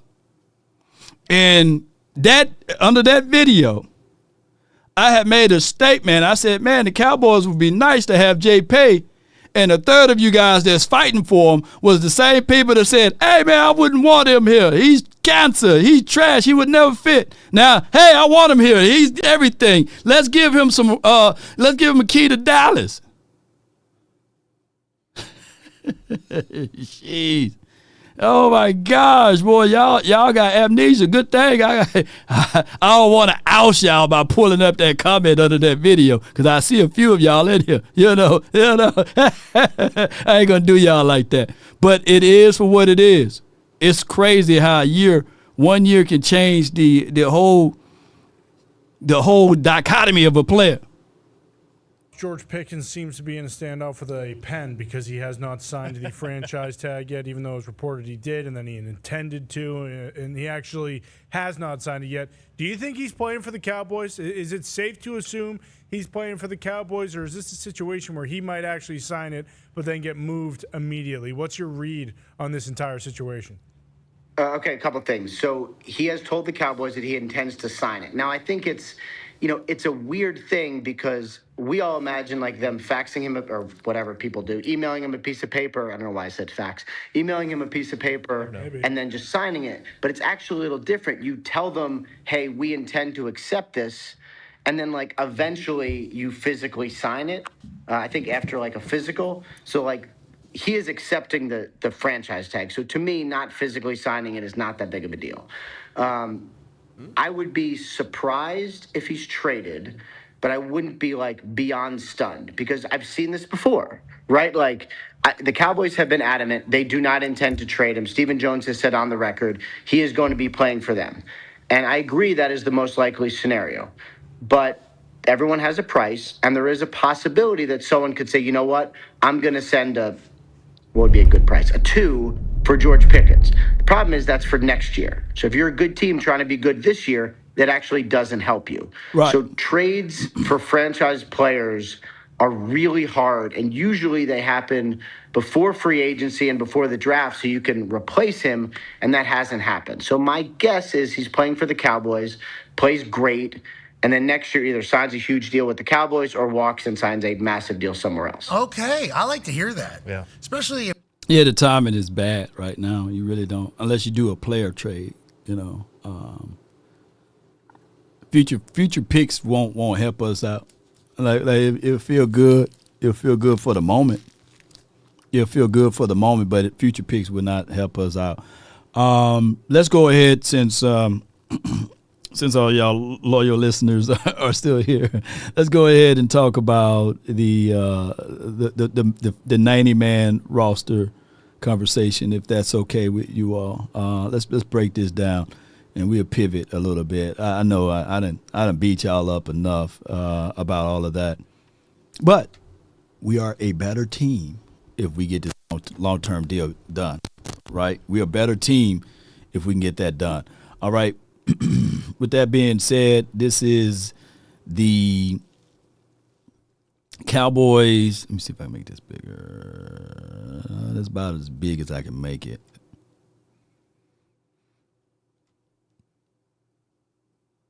Let me see if we can make it bigger, okay? All right. Cowboys depth chart. Projection, by the way. For the quarterbacks, we got Dak, bubble guys, because all of these guys are subject to being traded or moved on from. And if we can find a better deal, let's do it. Joe Milton and Sam Howell, right? Those are your 3 quarterbacks, okay? Dak, Joe, and Sam, okay? Far as the running back room, and get ready because the phone lines will be open. It's 12:24. We'll try to get out of here by 1, okay? And we'll try to shoot through this. So the phone lines for those who want to jump in, just reserve your seats at 657-390-7391. The phone number is 657-390-7391. That's the hotline for your mind. All right. So one of the people in the chat, if y'all can put that there, and then we'll pin it. All right. So running backs, Javonte Williams, Hunter Luepke. The backup would be Phil Maffa, Bubble Guys. We're looking at Malik Davis, Jadon Blue, Israel, and Dominique Robinson. I've been trying to find tape for Dominique Robinson. He played for Tulsa. I'm still trying to get that tape to see what kind of caliber of running back he is. But this is still a good situation. When we say bubble, of course, these guys still have a chance to make this team. But, hey, there are always room for improvement on this team. So Toxic Tom says Milton is a lock. I don't know, man. I'm just trying to better the best. But these are the starters. When I say starters, concrete, they ain't moving like a tree planted by the water, right? Wide receivers, you got CeeDee Lamb, George Pickens, Ryan Flournoy. Your backup is Kevontae Turpin. Bubble guys, meaning that these bubbles can pop and somebody else can move up. I'm not saying collectively that the Cowboys are only going to usher out 4 wide out receivers, but this could be a situation that we still got to do the evaluations. You get what I'm saying? So on the bubble,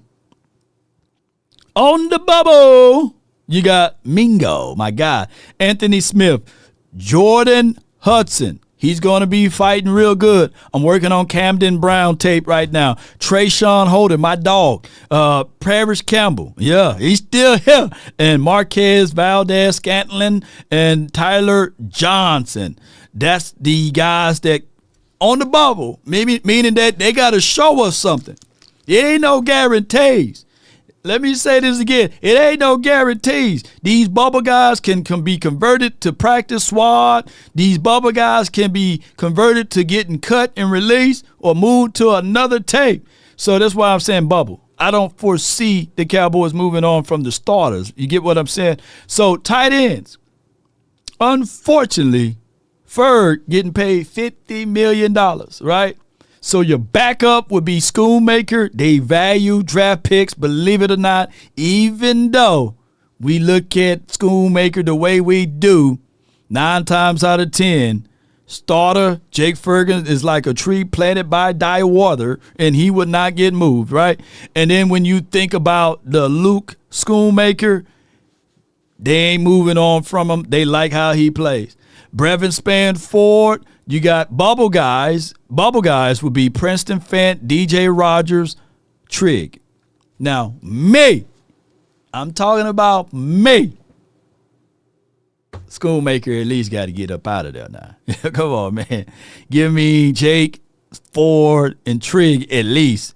But DJ Roger is a little bit more complete than Trigg. I like what Trigg can do, but DJ is a little bit more complete. But there's a fight for Trigg to get something going, by the way. All right? So let's look at this. And Johnny said Schoon could be cut. I wish I can just move Schoon to like the bubble, right? And then I move like the backup and have 2 backups, but that's just not how that goes, unfortunately. Spanford is better. I should rearrange the decks on this particular situation, but I just know from the bead information that I got that this is the exact lineup. Jake Ferguson, Luke, and Brevin Spanford. You got the guys that's in the bubble. Like, I'm really high on Princeton Fant. I like his tape. I got a chance to talk to Lunda Wells, and one of the people that he really, really hated for the Cowboys to let him go was Fairweather. He was saying, like, man, Fairweather, if you'd have just fought, even though more money to him was going over to Tennessee or something like that, if Fairweather was here, oh, my God. Schoon, look, man, it would have been hard. It'd been hard for the Cowboys to make that decision. But Fairweather was better than Schoonmaker. I'm just saying. Fairweather was damn near toe-to-toe with Brevin Spanford, but that's a whole nother conversation. Jake Ferg, you got to step it up. Jake Ferg, and hey, I get it. All right, so with that being said, offensive line room.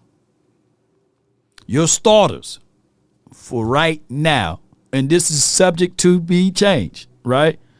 Ace Boog, 100%. Hold on, let me pull this up. If I'm lying, I'm flying, right? My guy, 100%.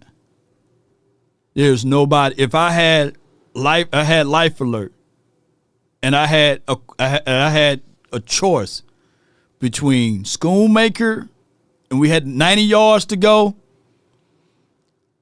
and they gave me two choices, Schoonmaker or Fairweather,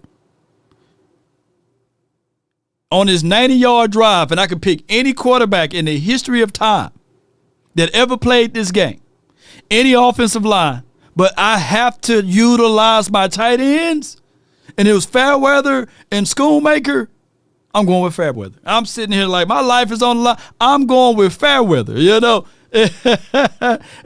yeah, I'm going, but he's gone. And that is the politic game that the Cowboys play, unfortunately, right? Because Schoonmaker was a second-round draft pick. They're going to still have to make the proper assessments and the evaluations, and they had to do it, unfortunately. Politic game is a real thing. But if it was me, Fairweather would have been my choice. I would have been still alive. Them people who picked Schoonmaker, they'd have been, oh my God, they'd have been talking to Tom Landry up in the heavens somewhere, you know. Hey, how you get here? Yeah, man, they had a choice. It was like a saw experiment, and I had to pick out of these two tight ends, and they picked Schoonmaker. Yeah, and that's why they said the grand creator. I picked Fairweather, so I'm still on Earth. You know, Fairweather, I think he went to the Tennessee or something like that. But it is for what it is. All right. No offense to your Schoonmaker. I'm just calling a spade a spade. Jeez. All right. Offensive line. These are the starters, baby. Tyler Guyton, Tyler Smith, Cooper Beebe, Tyler Booker, Terrence Steele. Backups: Shelton, TJ, Matt Hennessy, Johnny Cornelius, Nate Thomas. Bubble guys: Marcellus Johnson, Nick Leverett, Trevor Keegan, don't get it confused with the water, Sidney, and as well as however you say that name, Pete. You look like Shiatzer. Sit you. Pete, you know, shout out to Pete's. Yeah, I agree. Triggs got. Oh, he went. Fairweather went to Arizona. Appreciate you.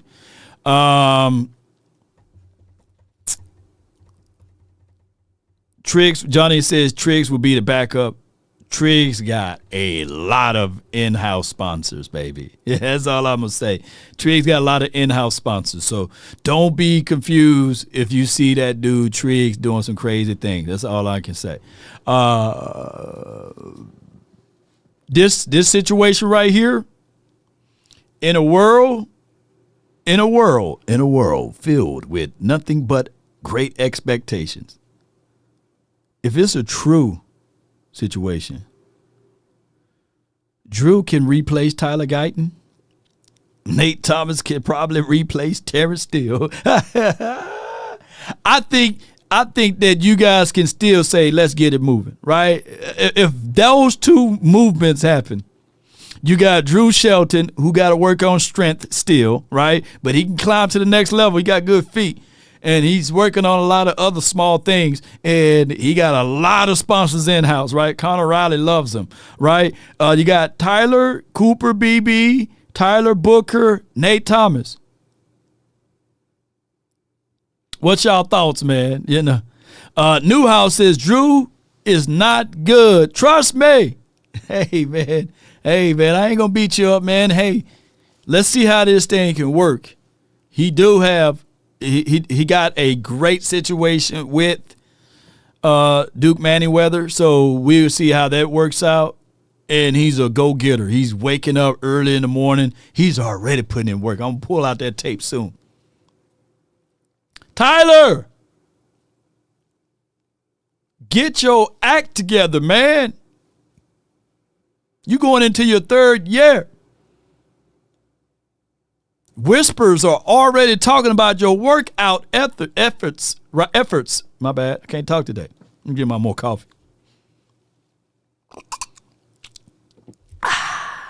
I got on tape, Nate Thomas. I can't wait to pull that tape up of him saying that, hey, I'm fighting for the starter role, man. I ain't trying to fight for no backup role. I'm the best tackle out there. Nate said that. Not Newton, Thomas. So we'll see, man. Nate, I'm rooting for you. I like those things. You got to have that mindset. We'll prove it on the field. All right, so edge / let me do this way. Boom. Edge / outside linebackers. Your starters. Rashawn Gary, Donovan Ezaraku. Backups for right now. Malachi Law, LT Overton. Here's your bubble guys. Bubbles, they can be in troubles. Hey, it is what it is. Sam Williams. My brother Sam, he probably get pissed off if he see this, but don't tell him. Because Sam looking at it like it's going to be Rashawn Gary and me as the starters.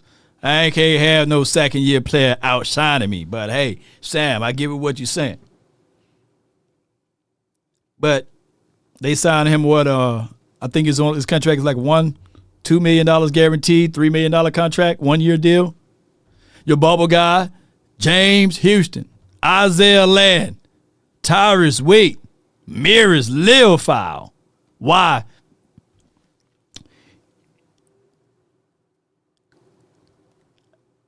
I hate how they utilized and used Mirrors Leofile last year.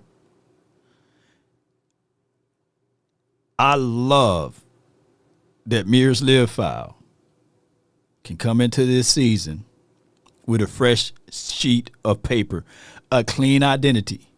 What CP is going to realize, the way that they're going to use Barham is going to be similar to the way they're going to use Mirrors Leofile. They just don't know how to identify him yet. Now, me personally, I know the conversion rate. I know he can get off the edge. He can bend and get around the corner. But Mirrors, if you really look at him, he probably could be a damn good box safety. Just a blitzing safety. And they're going to have to use Mirrors because they fumbled him. Zim saw something in him. Eberflus fumbled him. I think that we got too many smart people on this defensive side of the room.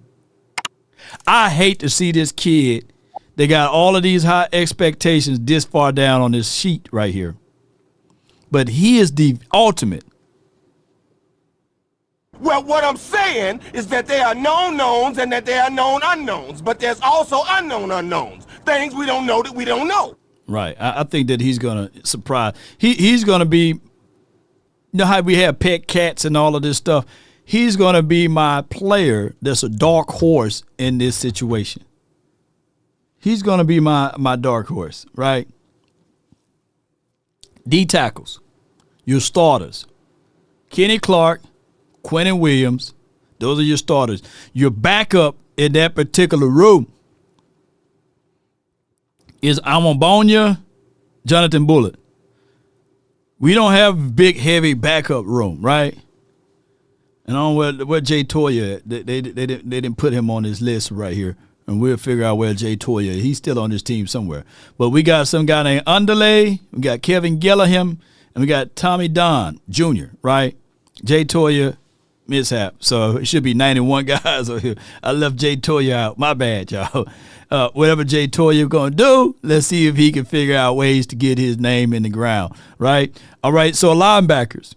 Your two starters right now would be D. Winters, DeMarvion Overshawn. Your backups will be Shamar James and Jason Barham. Jason Barham, depending on certain sets, I think that they will have packages so that he can be a guy that can get out there on the field a little bit more. But your bubble guys, Langston, Byron, Curtis Robinson. Curtis, out of this list, could push for Shamar James to be on the bubble, right? And he could be one of those situations. Don't sleep on that, right? Barham is a dog. And speaking of dog, let's talk about this. Let's talk about Barham. Sean Barham. Yeah. I'm telling you, man, a lot from Michigan. Yeah. A lot of people, I don't give a lot of people just praise like that when I. Listen properly. I know the Michigan musk and stank is all over this tape. I know it. Yeah, I get it. We lived through it. You know, shoot. We talk about the Michigan. But if you want to identify him more of a Maryland guy versus Michigan, then let's do that instead. Dread it. Run from it. Destiny. Destiny arrives all the same. And now. And now it's here. Or should I say? Especially when they playing OU. Yeah. But he was suspended for the first half versus OU a couple years ago because he had a targeting situation where he had to sit out the first half. And they defense just didn't look like the whole team. That one guy came in the game in the second half and the whole energy shifted. His ability to be able to run sideline to sideline, he'll hit anything moving, he can cover, he can rush, he can do it all. I believe he honestly is going to be a steal. And if they use him right, he can really be a piece for this defense. So I agree. Close your eyes, y'all. Close your eyes and imagine. Yeah. Identify him more of a Maryland than Michigan did. Yeah. Like whenever he make plays, he'd be like, hey, that's the Maryland side. And then when he mess up, like, that's that Michigan stuff. You know? But hear me out, ladies and gentlemen. Y'all know how Barham play. When you look at that tape, you be like, ooh, wait. Close your eyes. Close your eyes. Imagine Barham in Mears live file. On one end, you got Barham coming around. Then you have Mears. And then you have, because Mears live foul, he just need a field general to point him where he got to go. You have Caleb Downs. Ooh! Come on, baby. Caleb Downs saying, hey, Mears, once you get here, and Barham, once you get here, don't y'all know there's no more docile defense, man. There's no more sheep defense. We finally attacking defense, man, when we need a turnovers on downs, when we need stuff to happen. We need that aggression tone.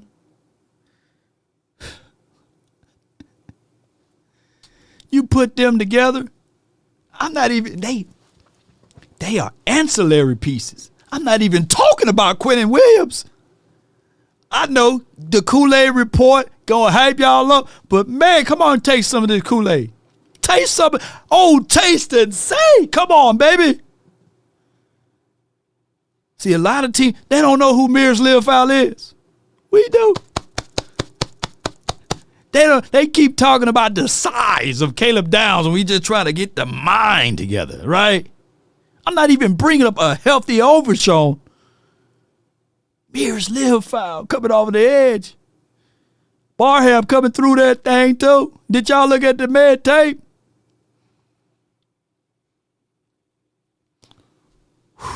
Just imagine that, man. That guy right there, man. That was a really good draft. Michigan. That was a really good draft pick, bro. Mm-hmm. You definitely got on their defense, right? Though. Last year's game against Michigan, right? Man, Skip just reaching. He just tried to find his way. Skip living off of borrowed credibility, man. Come on, man. Hey, Toxic Tom said that Jim Jones Kool-Aid. If everybody laid out like Family Guy, just know that I sold everybody that damn Jim Jones Kool-Aid. All right, starters. You got cornerback 1, Deron Bland. Cornerback 2, Kobe Durant. Siobhan Revel, who can be fighting for that starter spot. You got Devin Moore, who could be fighting for that starter role. You got Reddy Stewart that they're going to put somewhere, shape, form, or fashion as that converted / nickel guy that comes in and out as far as backup. On the bubble, my guy Josh Butler, Carsons, Twerk Bridges, Zion Childress, Corey Ballantyne, Kendricks. One can argue Kendrick is saying, you better get me up off this bubble, Law. I ain't finna be nobody bubble for real. You know what I'm saying? All right. But Josh Butler, what I like about this, and oh man, I know Bridges gonna get mad at me. His name is not Twerk Bridges, but y'all give me what I'm saying. Bridges and Devin Moore, shout out to the Gator clan. But it's going to be a good situation when we look back at this competition. To me personally, I like Josh Butler over Reddy Stewart. I think he's a better player. But they're going to have to fight for it. Carson's, man, I don't know who he is. It's been a couple of years, and that seatbelt recall, we have yet to see the recall on that seatbelt. Zion Childress, I like his skill set. I like what he can do, by the way. And Corey, for what we seen, we saw one flash of him in one game, and then the very next play, touchdown, you know what I'm saying? So I don't know, man.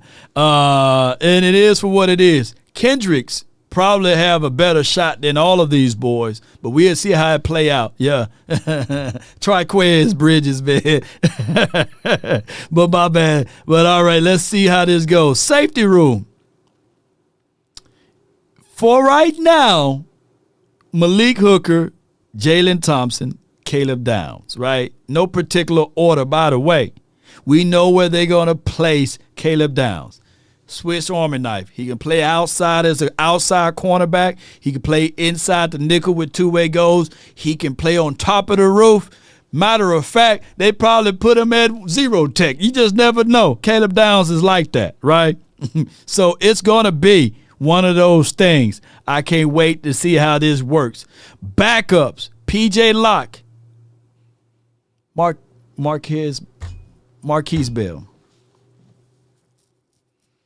When you look at some thin ice, he's on the thinnest of the thinnest ice. Put our prayers together for Bell. But you got some guys that's Elijah Clark. Should I remind you what he did on special teams? Some of these guys better get good with the special team coach, because that can be your only reason why, you know. Julius Wood, oh my God, you know, he's going to be one of those guys. Get good with the special teams coach.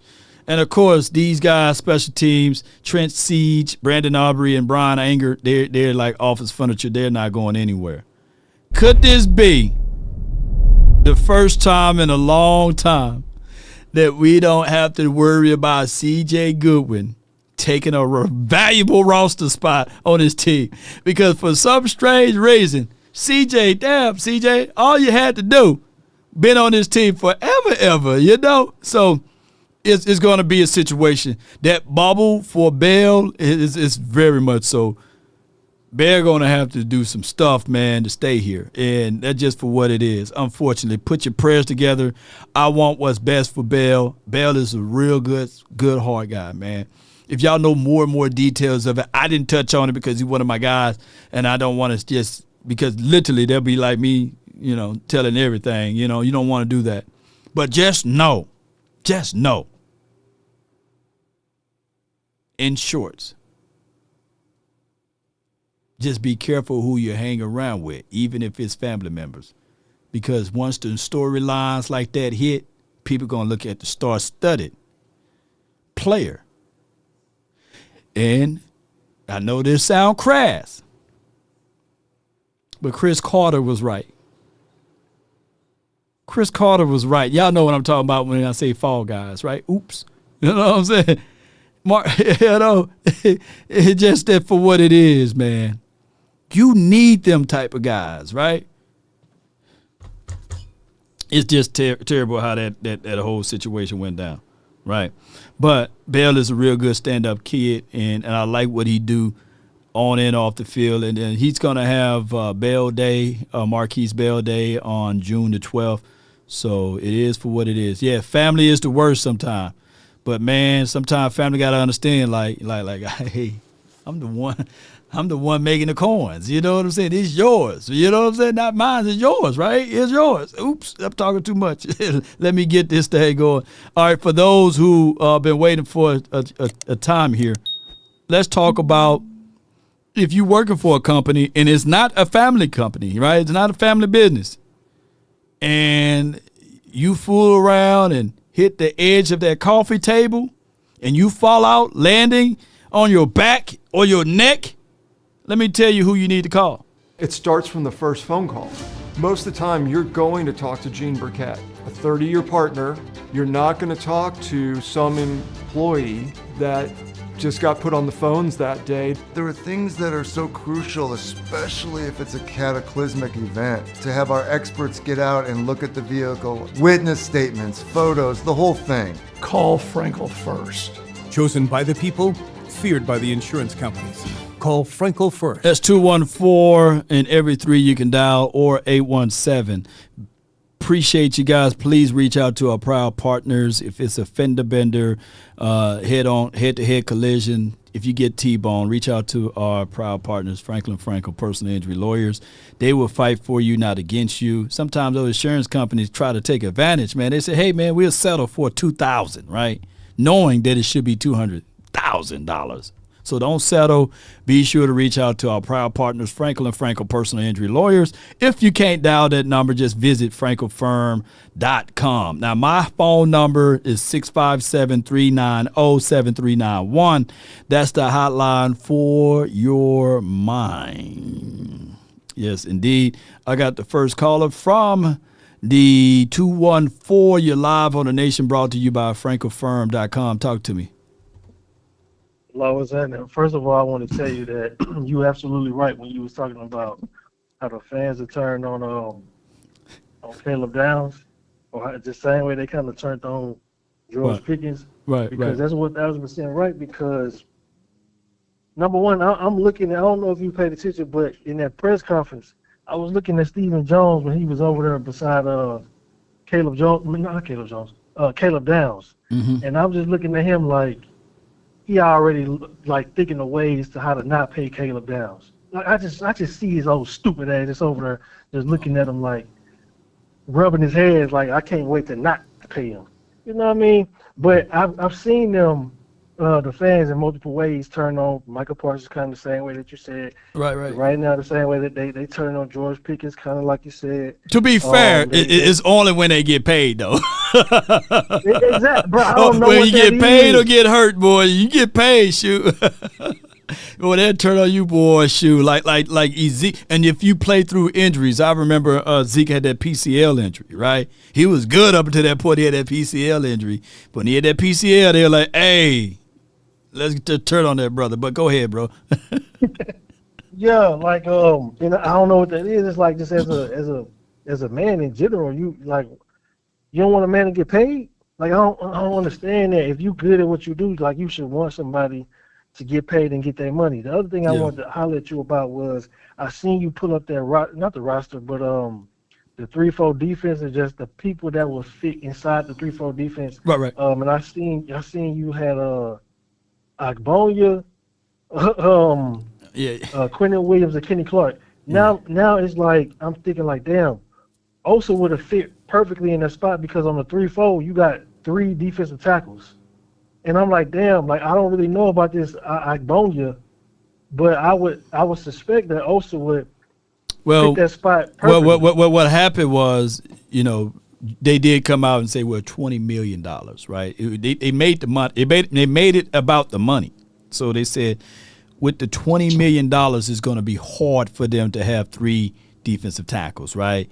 So their ideal is that they drafted LT to eventually fit in that role. Agbonya, I hate how that man's name is.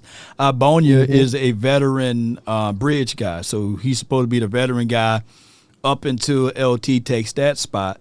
And then with that pick, with the 92nd pick that they traded away, they got Barham.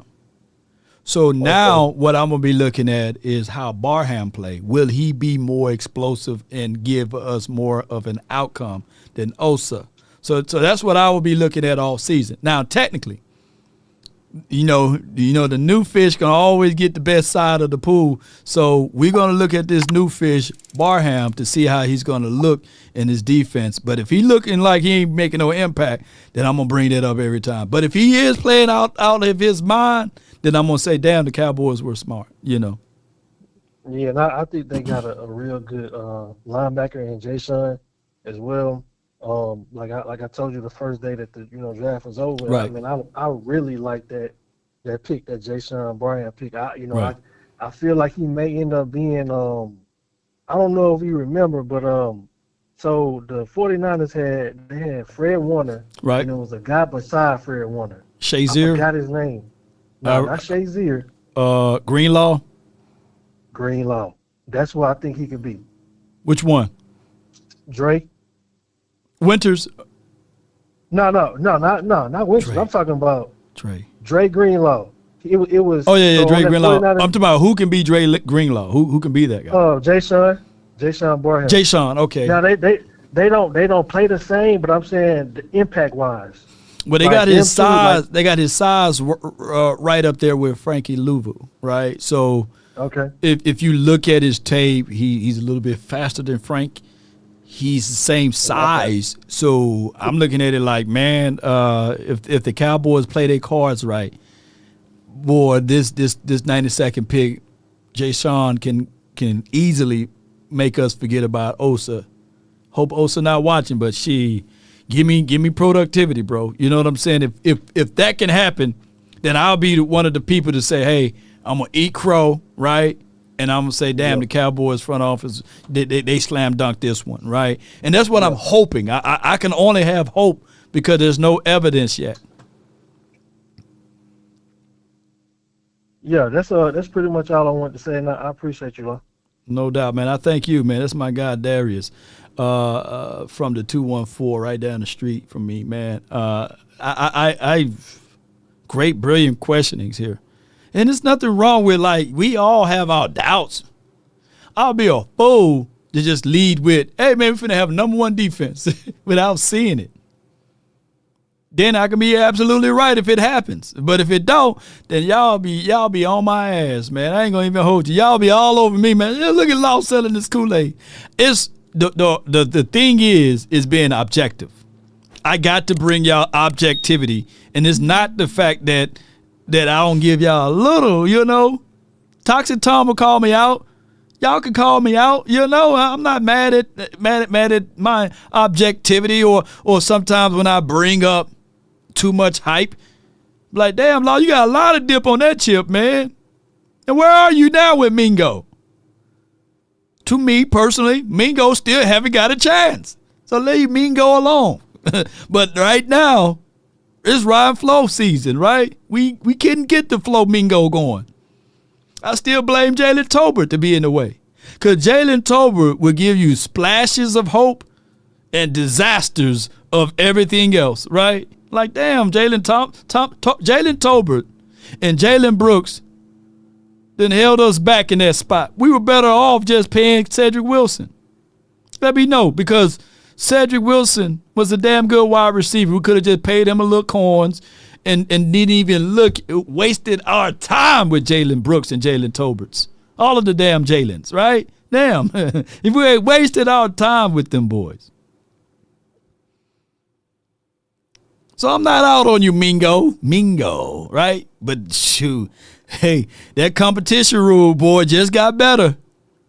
So you might be out of it again, Mingo. You can't, the Ming Dynasty, you're going to have to fool around and show up. You can't get hurt this offseason. Yeah. You got to play it all the way through.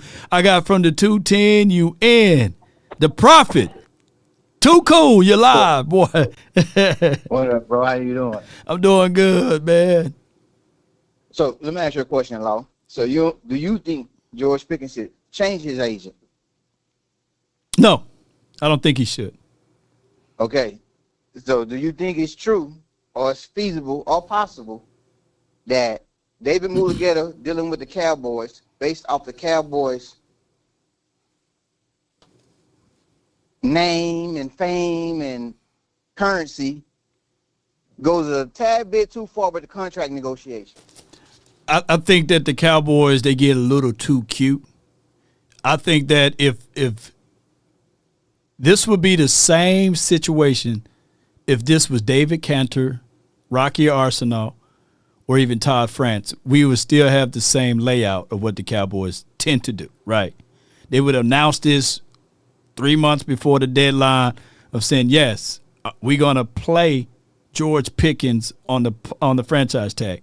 I think that their principle is still the same, regardless of who's their agency. I think that what happened here is that David Mulugeta is better than Todd France, David Cantor, and as well as Rocky Arsenal. But I think the same outcome would have been the same.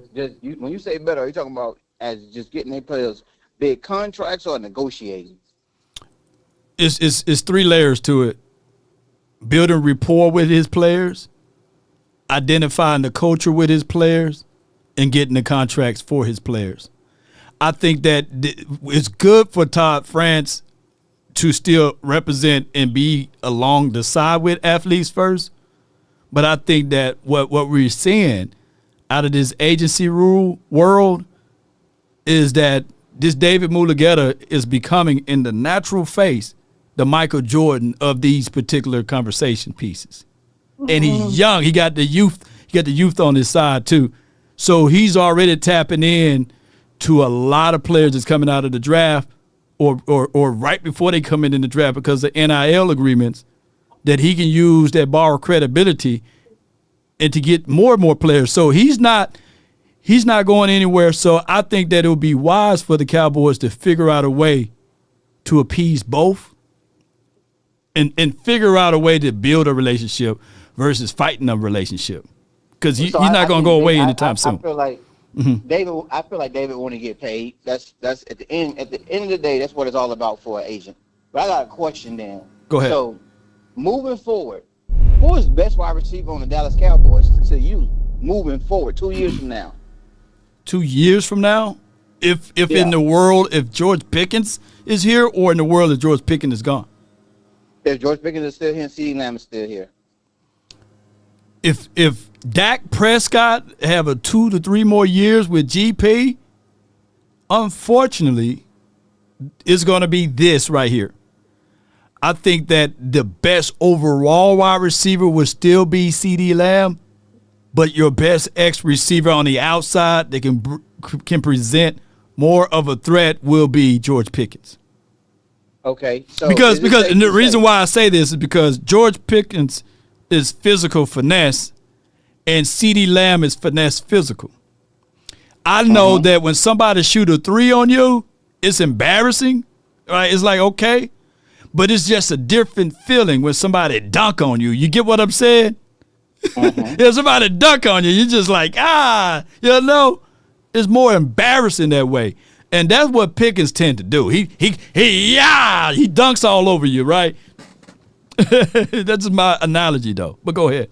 Okay, so when you look at it though, when you look at it in totality, if CeeDee Lamb don't get hurt, do George Pickens have 1,400 yards? So when Jerry say, hey, do it again next year, and they're banking on CeeDee not being hurt, and then you get 1,400 yards with CeeDee Lamb playing the whole season with you, is that kind of like wrong for the Joneses to do that?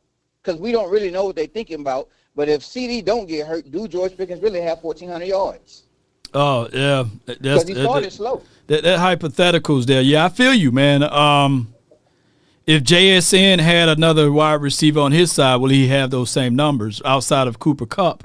There are so many ways we can look at that, right? That's true. But everybody keeps saying that Howie would have played Smith and A.J. Brown. I don't think people understand what's going on right now. CeeDee Lamb makes $34 million right now. So if you get him 37 to 41.5 million, what David probably going to try to get, you will have 2 receivers in NFL history on one team making over $35 million or $34 million annually together. Has never happened before. You will have 50 to 60% of your cap on the offensive side of the ball. Hey, the price of doing business, man, at this point. It's better to have him. You know what I'm saying? You ever heard the saying, it's better to have it and not need it than to need it and not have it? When you got ultimately, you got the what's stopping the Cowboys from paying? They got the money right now. The fear for the future is the only thing that's stopping them, because we can forecast the future budget, and we can all say that right now the Cowboys can't afford. It's just that they want to win the deal. We can argue the fact that the Cowboys didn't have to pay $7 to $8 million for a kicker. They could have let him walk. So let me ask you this though. Like I keep going back to it. Right. If George Pickens played on the Steelers and he had 1,000 yards, or let's just say from the 800 range to 1,000 yards right now, I guarantee you we would not be having this conversation right now. If George Pickens was on the Steelers last year, we would not be having this conversation based on how much shit he get paid. I feel like David Mulugeta has walked in there and said, we want $39 to $42 million. And the Cowboys like, hell no. That's on them. Show me that you can do it again. For what? Because like so let's say for an example, you do that. What would his negotiation be for next season then? If he go out and improve to get a 1,400 yards again? Yeah. Do you now say give me 38, 39? Yeah, then it's justifiable. But then it's no. If he put up the same kind of caliber or even a little bit smaller, his asking price is gonna be at 45, 50. Yeah, but okay. What I'm saying though is this. See, that's why I said we in some uncharted territory right now when it comes in uncharted water right now. That's why you give him the 38, 39 now. Yeah, but you give him 38, 39. I guarantee you next year, CD Lamb deal will be up as well. So now what do you play CD Lamb when you got a quarterback making 60 mil? You got another receiver making 40 mil. You just deal with what he said, because CD Lamb said I'm not worried about his money of being the highest. Most of these said that same shit. Yeah, but hold, here's the thing. Most of football players in general, everybody know that their second contract is their only first shot at it, right? Of making that real tangible money. This will be GP's first time getting his second contract. By the time Lamb is looking at his third contract, who cares? He's not going to be asking, allegedly he's not going to be asking for that. But, man, we popping champagne bottles and lifting up a Lombardi trophy if we do this rightfully. Come on, man. I got to say, hey, man, if we stop worrying about the money and just worry about what's on the field and pay this man $38 to $39 million, we don't have to worry about being this. Because now here's the other side of it, Too Cool. Here's the other side of it. Wouldn't you want to still be talking about contract negotiations with George Pickens for 2 years straight? Because now the Cowboys are they're going to try to make the justification just like you just did. I'm saying, hey, this pie, we got to worry about CD Lamb getting paid now. When you can just go ahead and rip the Band-Aid off and pay him now. But I feel like your body of work on and off the field, when it comes to contract negotiation, it matters. I feel like when you look at George Pickens came in the year after CD Lamb. When you look at CD Lamb's total body of work and you look at George Pickens' total body of work, I'm not worried about what quarterback they play with. Not worried about that. When you look at their total body of work on and off the field, George Pickens has been more of a distraction when he was in the Steelers. All the Dallas Cowboys front office to me is saying is do it again. Right, but they also put poison pills out there. Hey, he's been late for meetings. Hey, he gives up on the Cowboys don't have to leak out that information, by the way, to get leverage on a contract with David Mulugeta. They don't have to announce that, yes, 3 months before the deadline, no, he's going to play on a contract of the franchise tag instead of the long-term one, right? So that's where the crass part of this whole conversation goes, by the way. But in closing, man,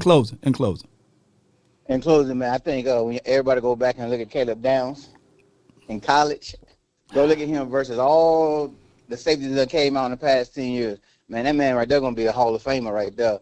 Hey, Law, keep doing what you're doing. Love you, brother. And, much love to you, man. Yes, indeed, man. Be safe. That's my guy, Too Cool, man. Yeah, I mean, this is the reality of it. We all understand and know that the Cowboys could have signed CeeDee Lamb before the start of 2023. Devontae Smith type of money, which is 28 to 29 million. But by them waiting, because they weren't, by the Cowboys slowly to get this contract done for CeeDee Lamb and allowing him to go into 2023 up until week 6 or week 7. Y'all got to understand, CeeDee Lamb asking price wouldn't have been 34, 35, 36, whatever his contract is. If the Cowboys knew what they had, the key ingredient of when you drafting a player is for you to have inside knowledge of what said player is. Law, do you have any truth to it? JSN got paid basically off of 2 years of productivity.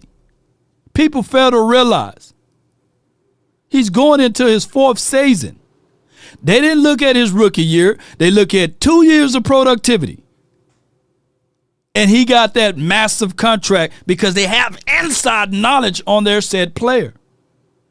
If JSN, they didn't have to pay JSN right now.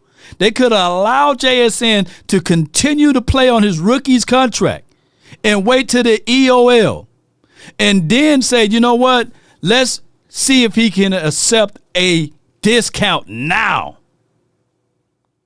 And they could have been festering about, hey, he's not worth this, he is worth that. But what they did is said, you know what, let's jump in front of this contract while he's on his rookie contract and extend said contract because we know who our player is.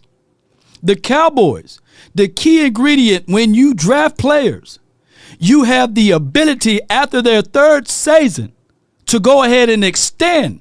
9 times out of 10, there will be no pushback on that. Who's going to turn down that type of contract money? But the Cowboys wait too long to get into these conversations. The Cowboys, we have a track record that you really technically can't trust what they say because Tank Law, after he put up that 11 sack career, do it again. Franchise tagged him twice. They franchise tagged Dak Prescott twice.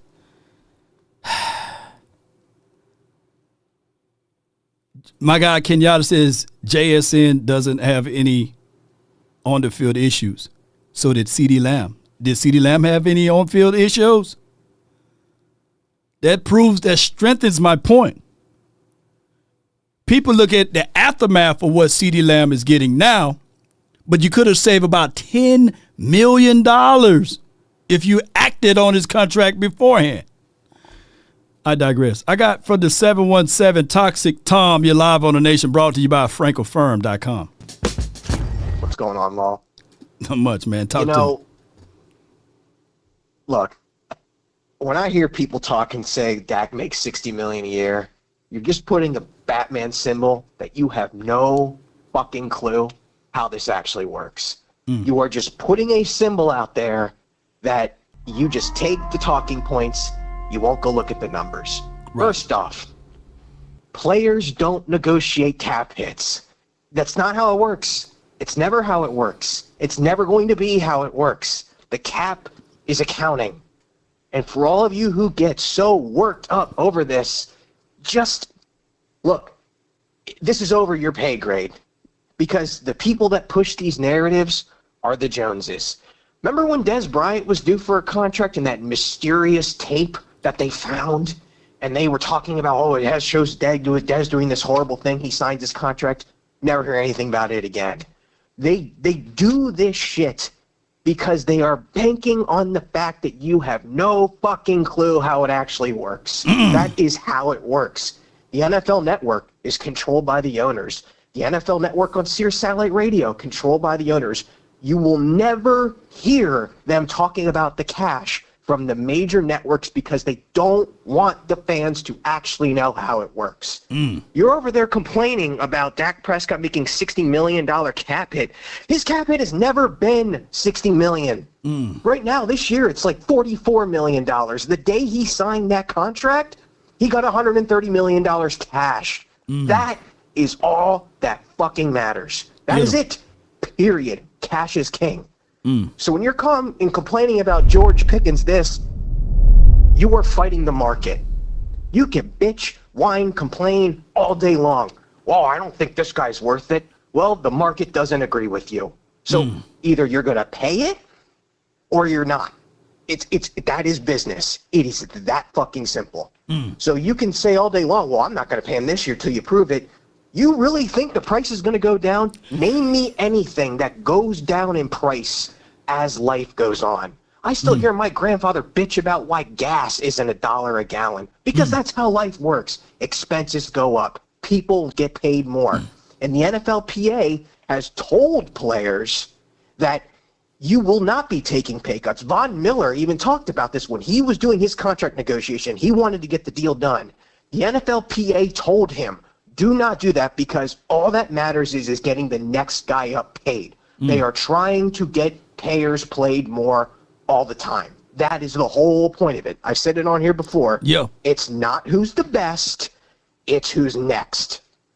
So if you're the Joneses and you know your fan base is a bunch of mouth breathers that will just take the gospel that the cap equals cash, then you will hear fans like the last caller that will just spit out their bullshit narratives. But if you actually look at their cap hit, and don't pay attention to the void years, by the way, which lowers those cap hits. Don't tell anybody. But if you actually look at the cap versus the cash hit, it tells a completely different narrative. You want to see the teams that compete? Look at the cash spending. That's all that matters. You played DeMarcus Lawrence's agent. Cash is king. That is it. And so if I'm George Pickens and I'm seeing that a Chad and Brad like Alec Pierce is getting $80 million guaranteed, there is no effing way that I'm taking less than that. There is no way. So it starts there. And if I'm George Pickens, I said to you, I intend to sign. And you're in business too, Law. Intending does not mean I signed. Right. All that matters is getting your name to sign on the dotted line. And the Joneses are going to push that BS, because why would George Pickens say that? Because that's the only leverage he has. He wouldn't. David Mulligana has said already to Micah Parsons, don't talk.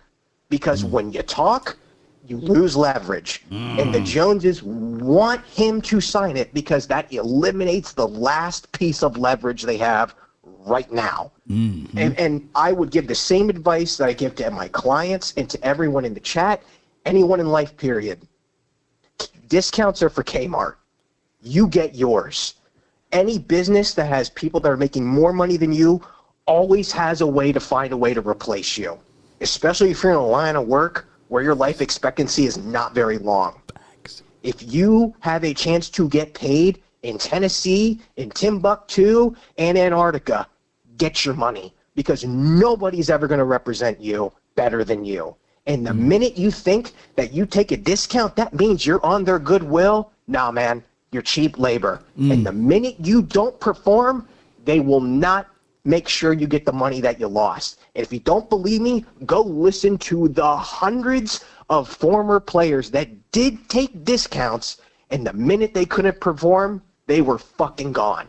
NFL is not for long. Every one of you players get every single cent that you possibly can until your body can't take it anymore, because the league will long forget you when you are no longer there.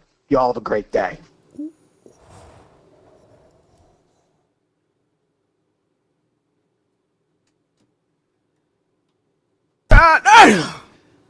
Oh my gosh, boy. That's a bomb from Toxic Tom, man. Oh my goodness. Sheesh. That's a bomb from Toxic Tom, y'all. Get your paper, man. There are finna be some number changes in the National Football League as far as the Cowboys. I can't announce it, who it's going to be, but just know There's going to be some number changes. Oh, yeah. Yeah. You guys finna hear it soon. But, man, oh, man.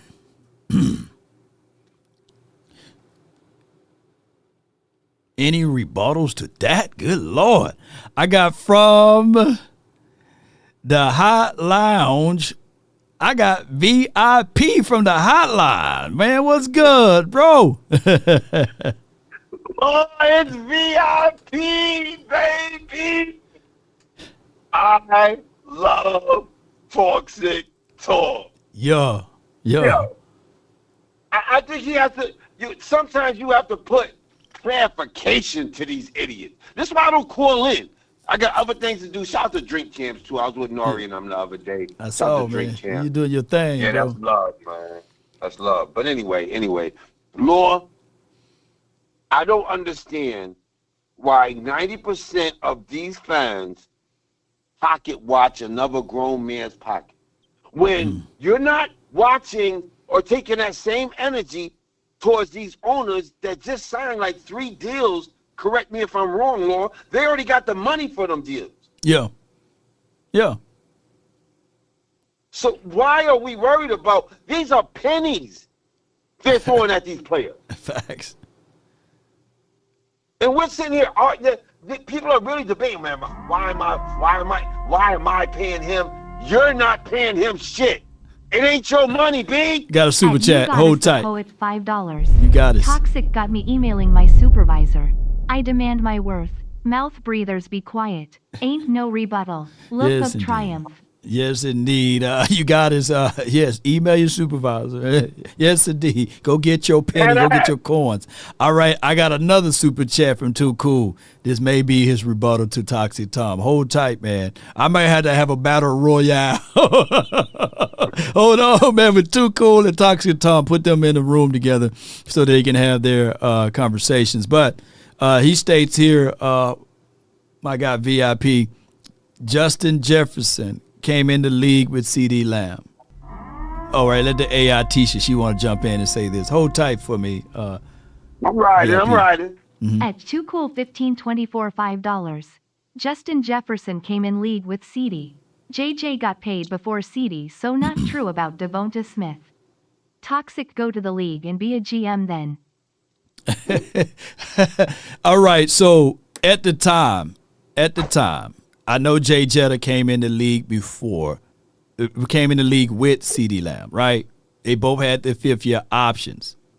Now, they were in a situation whereas in 2023, before that 6 week, 7 week, 8 or what have you, there's no way the asking price or the demand for CeeDee Lamb was that high.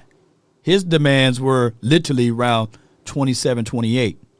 28, now, yeah. But and everybody was like, you can't play a slot merchant that amount of money. $5. Hold on. So basically, what you Law and Toxic saying there is no cap. No, there is a cap, boy. He paid. Hey, VIP. I love these types. He paying this one. No, it's cash that's king. The cap can always be manipulated, right? It's like, yeah, that's what it is. There is a cap, but there is conversations that you can put on contracts called voidable years. That's what, and we are the king of voidable years. Voidable years, yeah. I wish that I can put voidable years on my house. I wish I could put voidable years on my. If I go and buy a car, I wish I could put voidable years on that contract, and I can stretch and pull it. I wish I could put voidable years on my kid's mom. Yeah.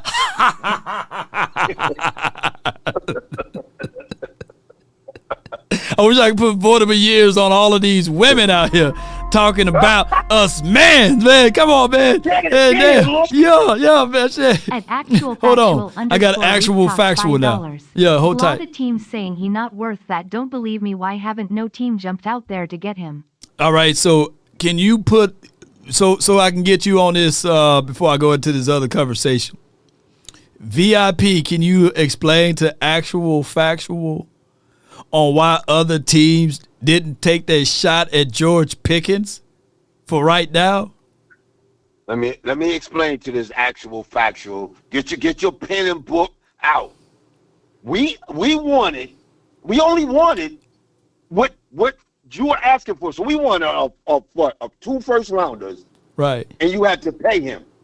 You had to pay him his asking price of $40 million. Nobody, let me say that again. Nobody reached out because nobody said, well, damn, GP really did this for a year, but we also know he is under a contract here. How do we know he's going to do this again? Woo. This is the mindset of the owners, because the owners got to paint this narrative about him, about he has not off the field problem. He really had on the field problem. He didn't really have no off the field problems, but they got to paint that narrative. And like you say, they all break bread together. So if they all sitting together at these ownership meetings like, yo, this dude, man, watch out for home. He got a red light on him, woo. Now they can, when David go in there to ask for, yo, I need this, man, look at the number. They say, yeah, but his track record say this. You know what I mean? So you heard, so we got, man, look, can you meet us halfway? And he said no. He's like, we play him on the salary. You have to understand, our quarterback put 2 years on the salary cap. So did D-Lure. They didn't pay Emmitt Smith after a Super Bowl win. Michael Irvin had to crash out. Yeah. This is the owners. This is how he operates, B. And that's why when he said cheap labor, that's what he likes. He wants you to bow down to him. Nah, B, why am I bowing down when follow the money? Look at the money y'all already have. And you talking about my pennies? Nah, I need all that. I need all of that. Whatever he asking for, they did it in Cincinnati, did they not? Yes. So since we strapped for time, man, what other points you have? And then I echo actual point. But go ahead.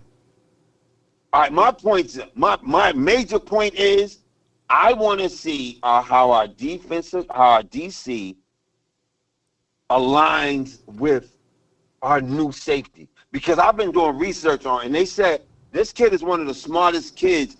He started Nick Saban's as a freshman. Yo, if people don't know, that's unheard of. Like that's exceptional. That means his football IQ is at 120. It is. It's up there. So you combine that from what I'm hearing about our DC, I don't see us blowing a lot of coverages. And 90% of our defense of touchdowns last year, it looked like our defense was lost. Our safety was lost. Our whole, like that back seven was lost. Yeah. When you have that QB back there, that I think KD is going to be, gang. I predict a top 15 defense. Man, I'm with you, man. And thank you for calling in, Chief. Yeah. Man, Lord, you know what it is. It's still how about damn Cowboys. Lord, I might meet you in Oxnard. Come on with it, then. I'm there, man. Appreciate you, VIP, man. That's from the 860. Yeah. We got like 10 people in here. The conference has been locked. Hold on. The conference has been unlocked. Y'all got about 1 minute to jump in before I lock this phone line. So I'm going to give anybody who's trying to get in, jump on in, and then we're going to lock the phone lines with these 10 individuals for right now. So if you want to get in, you got 1 minute to jump into this phone queue so that I can lock you in. All right? All right, so the next callers, I'm going to give y'all some orders. We got MJ, we got DJ, A-Lou, and the rest of you guys, hold tight. Let's go with MJ. But before MJ, hold on. My guy, Actual Factual, saying that was his point, that basically the Cowboys put a very, very crazy franchise tag on him as far as those 2 first-round draft picks, plus you got to pay him. There's nobody that's going to pay that off for 1 year, right? And I get it. When people say, well, you're expecting us to pay George Pickens off for that 1 year, at some point you got to know. And I know that's risque, but you got too many people speaking positive about this kid being on this team, and it's primarily your quarterback. So it would behoove the Cowboys to get a deal done. But you can't get a deal done when you're saying that you are making all of the decisions, saying, no, It's franchise tag. You play on it. We're not negotiating. At some point, you got to allow these guys to negotiate. I got from the 206. You in the mix. Talk to me. But Law Nation, What's about good? from Cowboys. One thing, that middle linebacker, he's going to end up starting for Michigan. He's physical. He can run. He can do everything. That's what they've been missing. He remind me of the big number 55. Remember him that we got from Alabama, but he didn't want to play no more? He remind me of my boy. McClain. He can thump you. Yeah, cold-blooded. He been missing Nah, he ain't that size, but yeah, I give it what you going. Go ahead. Yeah, I'm just saying, but he's still Rolando got the size, McClain. Yeah. Yeah, and he's big. The DN, left end that we got. Hold tight, man. We got money war, man. Hold on. $1,524.50. Don't spoil me Jerry, with a pay good this time. man so everyone else can let it go. Give him $40 mil cash 4 years at $120 mil. Too cool to reach into his back pocket and drop 50 on thy head over here and said, Jerry, pay this man so everyone else can let's go. Give him $40 million, 4-year, $120 million contract. I think that would be sufficient. I think that even with that, we will all, ain't that right, MJ? We can all sit back and say, all right, cool. We'll go into this season with GP and as well as CD Lamb and as well as, you get what I'm saying? We don't have to worry about the contracts. We'll be good. What they want to do, they got the 28 now plus the 100 million. That'll be 128. That makes it 33 million a year, and he's winning. Yeah, he you winning. Know what I'm saying? And then guess what that do? Guess what that do too? That would help alleviate any future things that you deal with David Mulugeta. Now, if you present that and then David Mulugeta say, I want more, then you say, man, damn, I'm up out of here, man. I'm up out. If you present that, you say, man, I'm up out of here with I ain't dealing with this dude no more. You know. That's what David Mulugeta is trying to do. David Mulugeta is trying to do 40, 40, 40. Yeah. 120, that's 160, that's 168. No, man, I'm not doing that. They ain't trying to do that. Yeah. Now, if he come with the, the Cowboys going to hit him with 30, 30, 30, 90, plus the 28, and then David going to hit him with 40, and then the Cowboys going to say, nah, they're going to move it up, and then they're going to do 33 or 34, and then that's it. And if he keep trying to go too high, then that's when Stevie going to say, nah, man, we cool. All right, so how the negotiations should go, the Cowboys offer 35, David Mulugeta offered down 43, 44. They meet in the middle at 40. We all have a grandiose time, man. That's right. No, he ain't going to do that. Jones ain't going to hit him at 35. Jones going to hit him at 30 or 31. Oh, yeah. They're 31, 32. They're going to offer something like that. Okay. Yeah, that's what they're going to do. But I don't like your boy that came on that he always crying, and it's true. It's NFL not for long, but you got to look at their way too. If the Cowboys always do this for contracts, and I don't know why y'all get so upset. You can't get upset because in my mind, I don't say you on my team until I know you got a 4-year contract. You know what I'm saying? Right. That's how I take it. So you guys. Y'all assume these guys is on the team, and then in closing, only people that gonna be on this team is the quarterback and the offensive line. That's it. They're the only one you can assume. But the other people, they always and number 88. Everybody else is trade bait. So you guys better start putting that in your mind. 88, the quarterback and the offensive lineman are the only one. And now, number 92, them the guys that's going to get the contracts. Yeah. Easy. Everybody else is trade. So, how about them Cowboys and stop crying? Every day I'm tired of hearing about Pickens. I don't give a shit. I'm just want my defense to be tough, and we can do just like Seattle and beat your ass. All right, no doubt, man. How about them Cowboys, man? I got DJ A-Lou and then $100,000 with the plan. DP, you gotta wait for me, man. DJ for the 607. You're live on the Nation, man. Talk to me.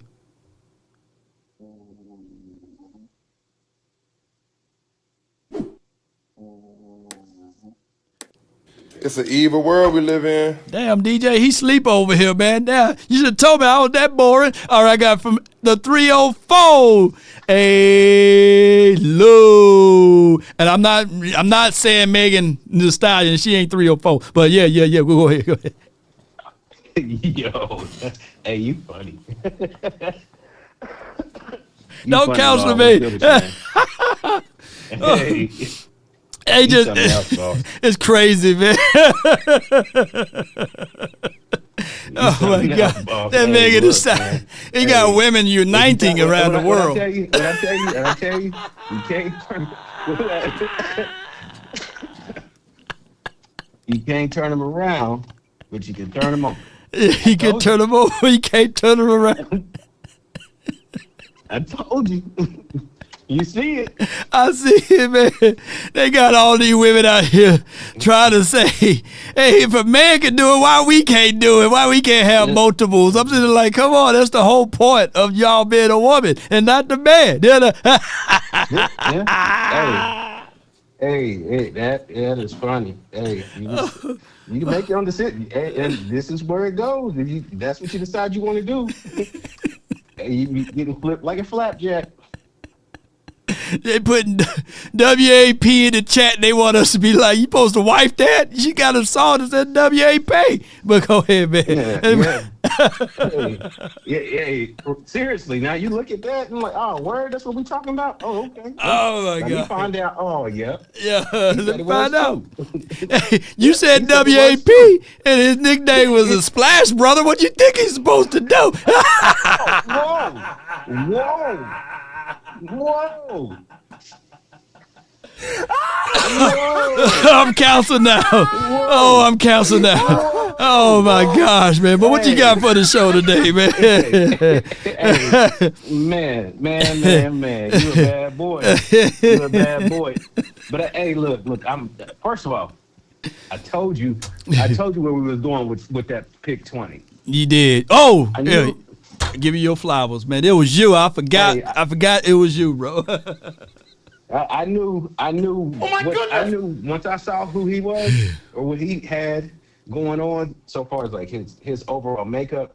I knew he was a Cowboy, just because off of the way Parker's going to run this defense. Right. You're going to be able to sit in the 3-4, and you're going to be able to cover. Yeah. You're going to be able to cover 11. You might even be able to cover 0 because your outside linebackers and your middle linebackers are going to be fast enough to stick with your tight ends and some of your spots. Right. Some. And so you can literally sit in base defense. If the way he run it, I think he's going to run it, you can sit in base defense and cover everybody without taking anybody off the field. So that's super important. But like I said, Law, from the jump, from Trey Pickens. I get it. If nobody wants to hear it, nobody wants to hear it. No, I get it. Hey, you see, I told you, the Jones are going to pull this bullshit. They're going to pull this bullshit every single time. And first, they're going to do it in the media. Of course, now you're doing it in the media. Pick, he's doing the right thing. He's staying quiet. He didn't say anything. He didn't say nothing, man. You can't attack him in the media. Then you're going to say he, behind closed doors, he's this, that, and the third. Hasn't said one word about anything that happened. He was late, da-da-da-da. He didn't say one word. Man. All he's doing is letting his play speak, and all he's doing is letting his agent speak. Hold on, I got a super chat from Too Cool. Hold tight. Too Cool 1524 $5. League is changing. WRs are quickly moving up the pay charts, Young. Yeah, wide receivers are moving up the pay chart, Young. Too Cool, you all right with that. But let me give you some more flowers, A-Lou. Because you was right a year and a half ago. You said don't pay Osa, trade him. They paid Osa. Then they trade him, though. You were right. You were right about the whole scenario with Malachi Lawrence. You're the first one to get out here. And you said, hey, Law, the 20th pick will be Malachi Lawrence, right? If I were to believe it in you that first time, even though they traded back with the 23rd, because I did say, hey, straight up 20, you said yes, but they end up trading back and they still got Malachi Lawrence. If I believed it in you that first time and went to Vegas with that, I'd have been probably having Jerry Jones money. You know what I'm saying? Yeah. Yeah. But you're right though. So take this to the bank. They gonna trade Pickens. Take it to the bank. I'm telling you right now, it's written. It's already written. They're gonna trade Pickens either in the summer or right before training camp. Something's gonna happen. Something's going to be said. The Joneses, they're going to have a inferior complex. They're going to have an issue, and they're going to pull the trigger. You're going to get two second-round picks for it. You might even get a first and a third. It's a desperate team will give you a first and a third. The Titans will give you a first and a third, but you're going to get 2 second-round picks for them. Hey, Lou, before I go, man, before I let you go, is there any way you can just shoot me those lottery numbers, man? Stop holding out on me, bro. I just need them. Hey, man. Now that I honestly used to play it, and then I used to sit back and I started to monitor it, and then I would track how the numbers would pop, and I would track for at least 6 to 8 months, and the next thing you know, I'm starting to hit number here, number here, number here. I mean, that's the way of doing it. But I stopped doing that shit because next thing you know, I'm putting on too much money. Okay, that's what trying to get the right combination. But in closing, we're gonna have a bomb defense, and we're gonna have to make do. We didn't. You see, I don't like the fact we did not upgrade our offense one way, shape, or form. We didn't get really any upgrades. We're running it back, in other words. But we're gonna lose Pickens. Me personally, I would go to the well again. Titans, Jaguars. I would go to the Jaguars. Hey, go ahead and give me a first and that young receiver that y'all been trying to get rid of. Thomas. Ooh. Give me Thomas and a first. Give me Thomas and a first, and let's call it a day. I like Thomas. And you got your first, and you got somebody to go to take over for a pick, because they're not going to pay him. They're going to franchise tag him. Then they might even franchise tag him again. And then we're going to have this whole bullshit that none of the coaches like. Man, you ain't lying. CP is not about this bullshit. You can tell the way he operates. He's not about this bullshit. Shoddy is, to get along, go along. He really ain't about this bullshit if you pay attention to it too. He says his little things in the media when he's sitting there right beside the Joneses. So he's doing his little shots because he don't want to deal with the shit either. But they're going to continue to play this bullshit leverage game or this bullshit media game that is unnecessary, because you're forgetting about what's the most important thing, and that's the product on the field. You ain't lying.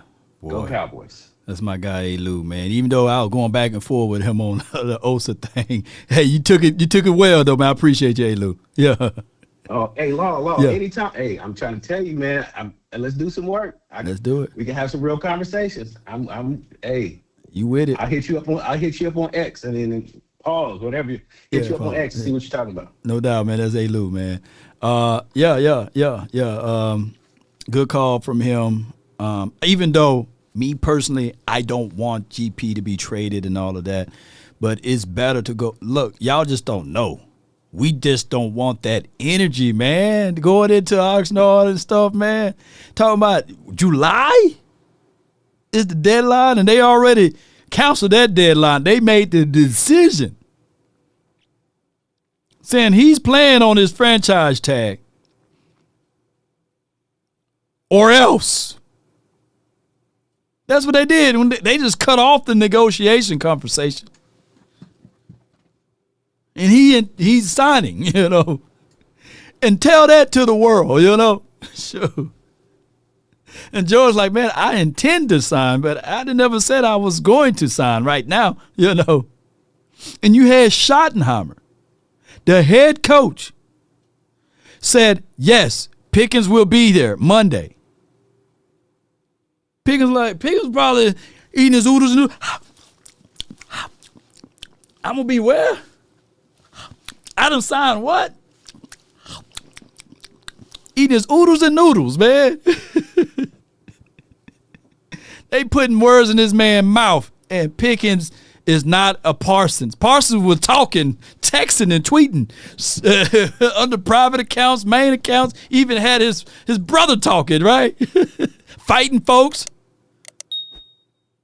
Pickens is silent, mature, minding his own business, fishing out there with CD probably, Was at Dak Prescott crib catching footballs and stuff, being in shape, just doing his thing.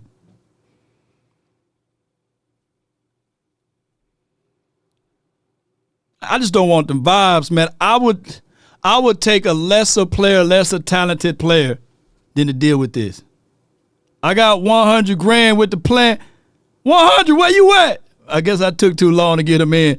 All right, I got DP for the 979, but when I held that 9, all I could see were my mama's eyes.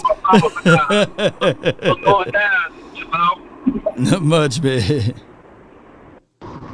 Hey, can you hear me good? Man, boy, it sound like you were fighting for your life, man. Where you at, man? I'm in the car. I had to take out my Bluetooth. Now, can you hear me better now? Yeah, I can hear you better now, man. Yeah. Okay, yeah. So I don't expect you to remember this conversation we had, but remember I was telling you that Toxic Tom is an accountant. You yourself, you posted that video of D-Law's agent talking about how the salary cap is a myth and it's not what people make it out to be.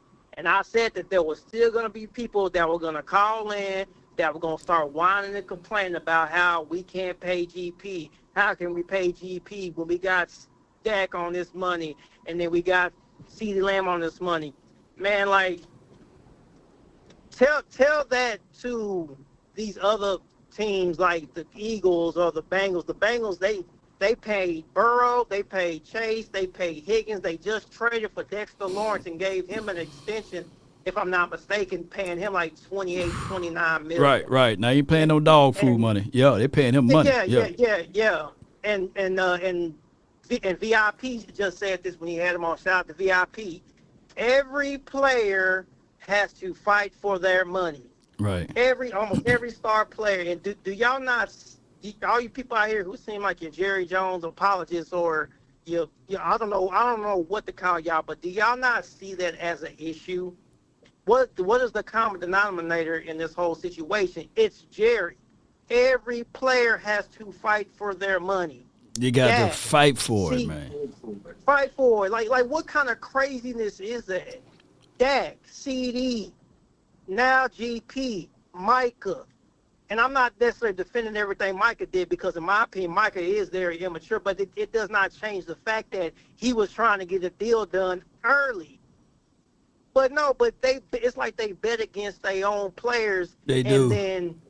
And then the smear campaign comes out. Right. You know, just like you saying, they're saying, oh, yeah, and I forgot to mention Dez, just like Toxic Tom was saying, about the supposed video that never surfaced. Right. Do y'all not see the problem with that? But yeah, y'all still and then you got folks calling in talking about stuff GP did in Pittsburgh. The man threw a temper tantrum on the field. Big freaking wolf. Name me a wide receiver that has not thrown a tantrum. The only one that I can think of off the top of my head right now is maybe JSN. But freaking even Justin Jefferson done lost his mind on the doggone sideline before. Facts. Like I said, Puka Nacua is in freaking rehab right now. I guarantee you he ain't gonna have to fight for his money. Facts. But we sit back here mad, talk about we can't pay GP, and this dude threw a temper tantrum in Pittsburgh, and this dude been quiet the whole time, and we talking about, no, can we pay him? You know what? I wish they would trade him. I want them to trade GP and just get him out just so y'all can start crying during this season about how, man, all we got is CD, man. We ain't got nobody. I guarantee you that's what y'all little Jerry apologists, that's what y'all gonna do. Y'all gonna start crying about how CD got to do it all by himself like he been doing the last, 4 or 5 years when they got rid of Amari Cooper for dog food. Yep. Trading Amari Cooper to freaking Siberia for a 6th-round pick, and that dude took $6 million less to stay here, and look how they did him. Right. And again, y'all don't see the problem with this. Yeah, you don't see no problem. So concerned. Y'all thinking this ain't y'all money? Why y'all pocket watching another man? I don't get that. And then now y'all mad at David Mulugeta. That's his job to get his client the most money they can possibly get. And y'all talking about he greedy. What kind of goofy stuff is that, man? That makes no sense to me. But I know you got a long line, so let me go ahead and shut my mouth. GP, I hope GP stays quiet. Don't say nothing and get your money. Appreciate it, Long. Yes, indeed, man. Appreciate you, man. Ooh-wee. All right, so for example, just hear the quick math out. The Cowboys got anywhere between $13 to $14 million. You round it up to 15 if you want. What is 15 plus $28 million, right? Because if you do, that's like 42, something like that. So 15 plus 28, $42 million. If the Cowboys rescind that damn franchise tag, we will have $42 million available to spend. With $42 million, that will put you right at around what the Commanders, Chargers, 49ers, Cardinals at. With $42 million, the only reason why we so much down here is because you got the franchise tag of $28 million against the cap.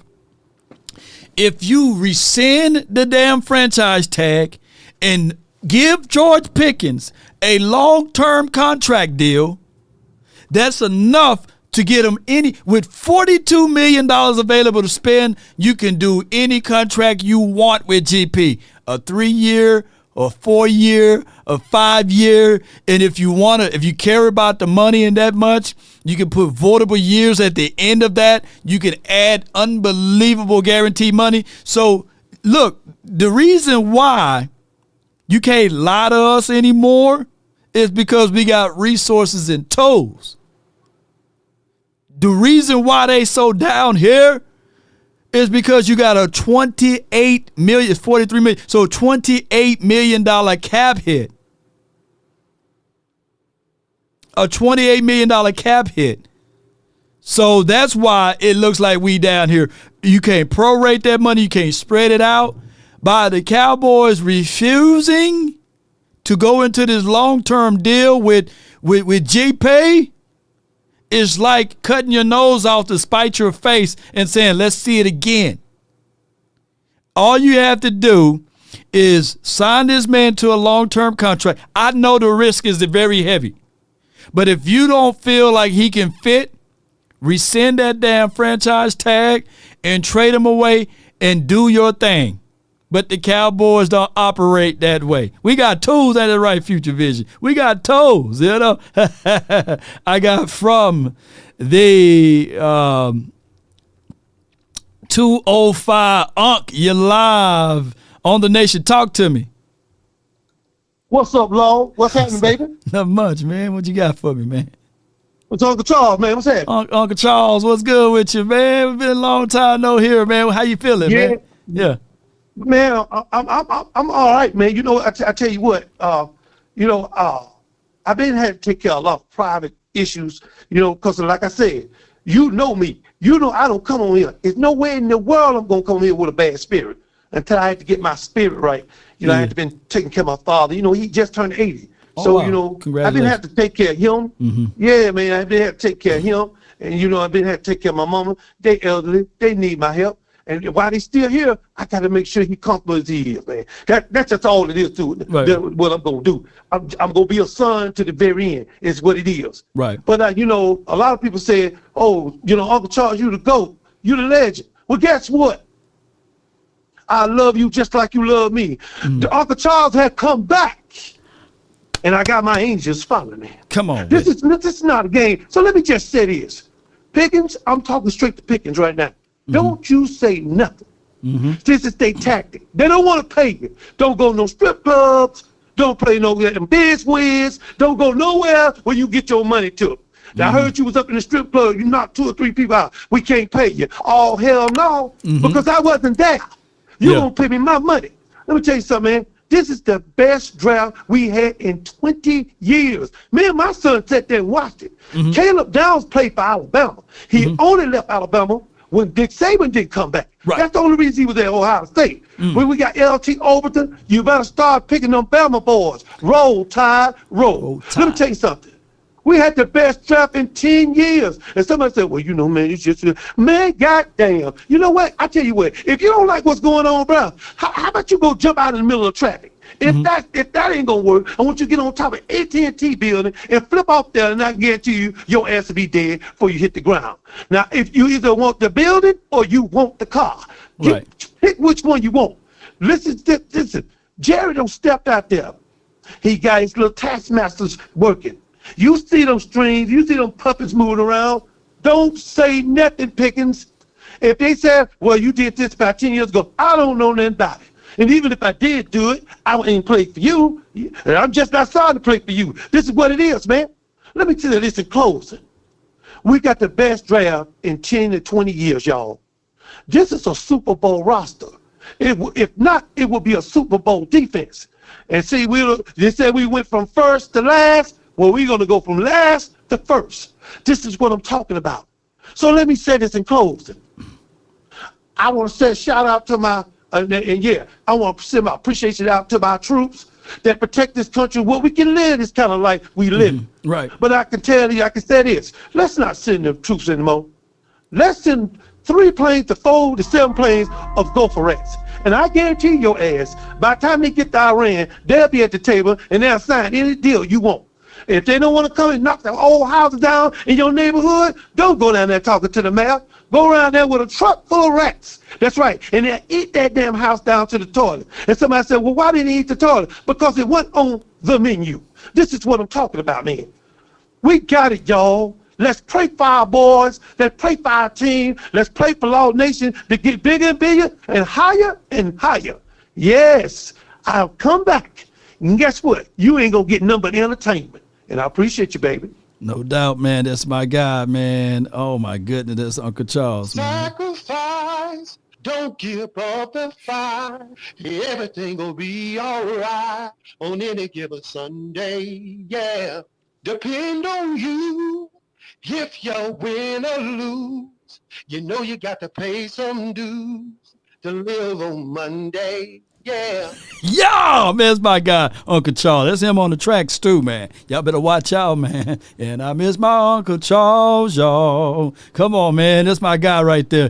Boy, oh boy. I got a super chat, man. Too cool, man. And send $1,000 in here, man. I appreciate it, Too Cool. I'm gonna have this conversation every day. Boy, I'm gonna have me a Too Cool hat or something, man, when I'm in the Oxnard, because this was presented and brought to you by Too Cool. He says, funny, but look what happened with Antonio Brown. When it comes to wide receivers with issues, it's because one that came before him. I want GP here. I see both points. Go Cowboys. Pay GP 40.5 because he is next. Antonio Brown is a whole different cast of character of situations. GP is considered a none compared to Antonio Brown, man. And shout out to Antonio Brown, too, played for the Cowboys. But ain't no way I'm putting them two in the same world, right? Now, granted, Brown is a friend and follower of the show. If you ever want to come in and voice your thoughts, Brown, we had our conversations. Come on in, because this is a completely different, of the situation. Let's go to this conversation by my guy, Uncle Dave. Man, Studios, man, you live from the 520, man. You live, man. Come on, talk to me, man. Oh! I'm tired of these fair weather ass Cowboy fans. You don't understand how the cap works. You don't understand about voidable years. And Pickens is doing what he's supposed to do. Keep his mouth shut. Oh, my bad. Is it? Hold on. Is it Brian or Brown? I forgot it. I'm messing up these people's names. Antonio Brown, right? Yeah. I know I was right, Antonio Brown. Downtown Drummer Brown. That's why I used to call him. Yeah. Downtown Drummer Brown. You see, why y'all worry about somebody's money? Quit pocket watching. You didn't start talking about it already. Stop pocket watching. You know how Jerry Jones operates. He's been operating the same way for the past 30 years. If you're gonna sit here and cry and complain and moan and piss and groan about this, that, and other thing, If they pay the man, they pay him. If they don't pay the man, you'll go someplace else. Right. Point blank and period. They got the money to pay him. It's up to them if they want to do it. If they want to do it. Yeah. If they want to sit down and do this negotiation. Everybody worries about all this non-ancillary bullcorn and listen to NFL Network and listen to stuff coming out of the NFLPA and listen to all this crap. Sit down. I mean, you sit down and work the money out. Toxic Tom laid it flat out. Like Dean Witter, like Charles Schwab, he laid it out. What's so hard to understand? If you don't like the way the Cowboys operate, you see how they've been operating, and you'll piss and moan or groan about it. Guess what? I'm going to say it too many times. There's 31 other teams out there. Yeah. There ain't no mountain high enough going to keep me away from my boys. First game I see 1973, a kid, 1973, 9 years old. That was my first game, actual NFL game I seen. Ain't nothing can't take that away from me. Okay. You can't take that away from me. If you ain't ever been to a game, you don't know what you're missing. If you ain't been to AT&T Stadium, you don't know what you're missing. Point blank and period. If you don't like the goings on, then take your ass on someplace else. You ain't lying, bro. You feel me? You feel me? I feel you all the way. You listening right now, Uncle Charles? You listening? Yeah.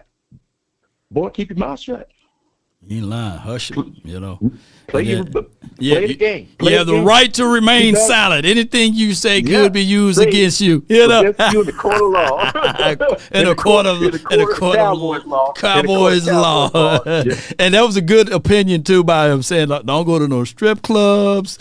Don't talk loud at no restaurants because they looking for any. Don't go talking loud at the strip club. You go grocery shopping, get your groceries, put them in the basket, get to the register, pay it, and kick your ass on out the store. That's what you do. Don't even jaywalk right now, dog. Don't even jaywalk. Don't even pass gas in the elevator. Right. You see what I'm saying? Yeah.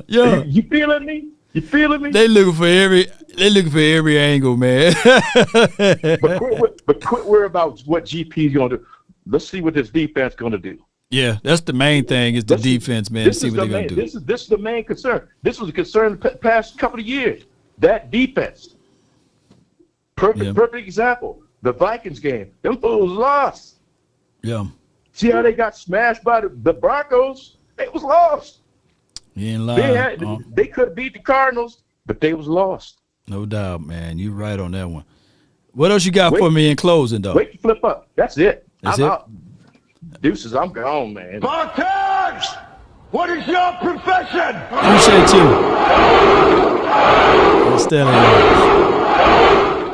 All right, man. We down to our last two, man. We got 737 and then the 571. So 737, you're live on the nation, man. What you got for me? What's going on, Law? This is Seabass. Seabass, man. What's good with you, Chief, man? What you got for the show? The longest show in the land, because I know about five other shows that went through right now. I'm the he who remains. Keep going. All right, I'm not gonna hit you with a wrench. I'm gonna hit you with some facts real quick. I'm not saying real quick. It's an evil world we live in. Where you at? Do you think Pickens said he would sign that tender just so they wouldn't draft a wide receiver in the draft?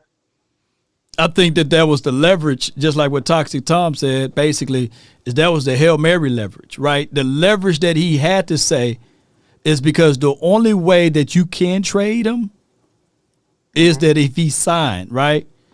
And they had to use some type of leverage for him to say, yeah, I'm intending to sign, right? And that put him at play.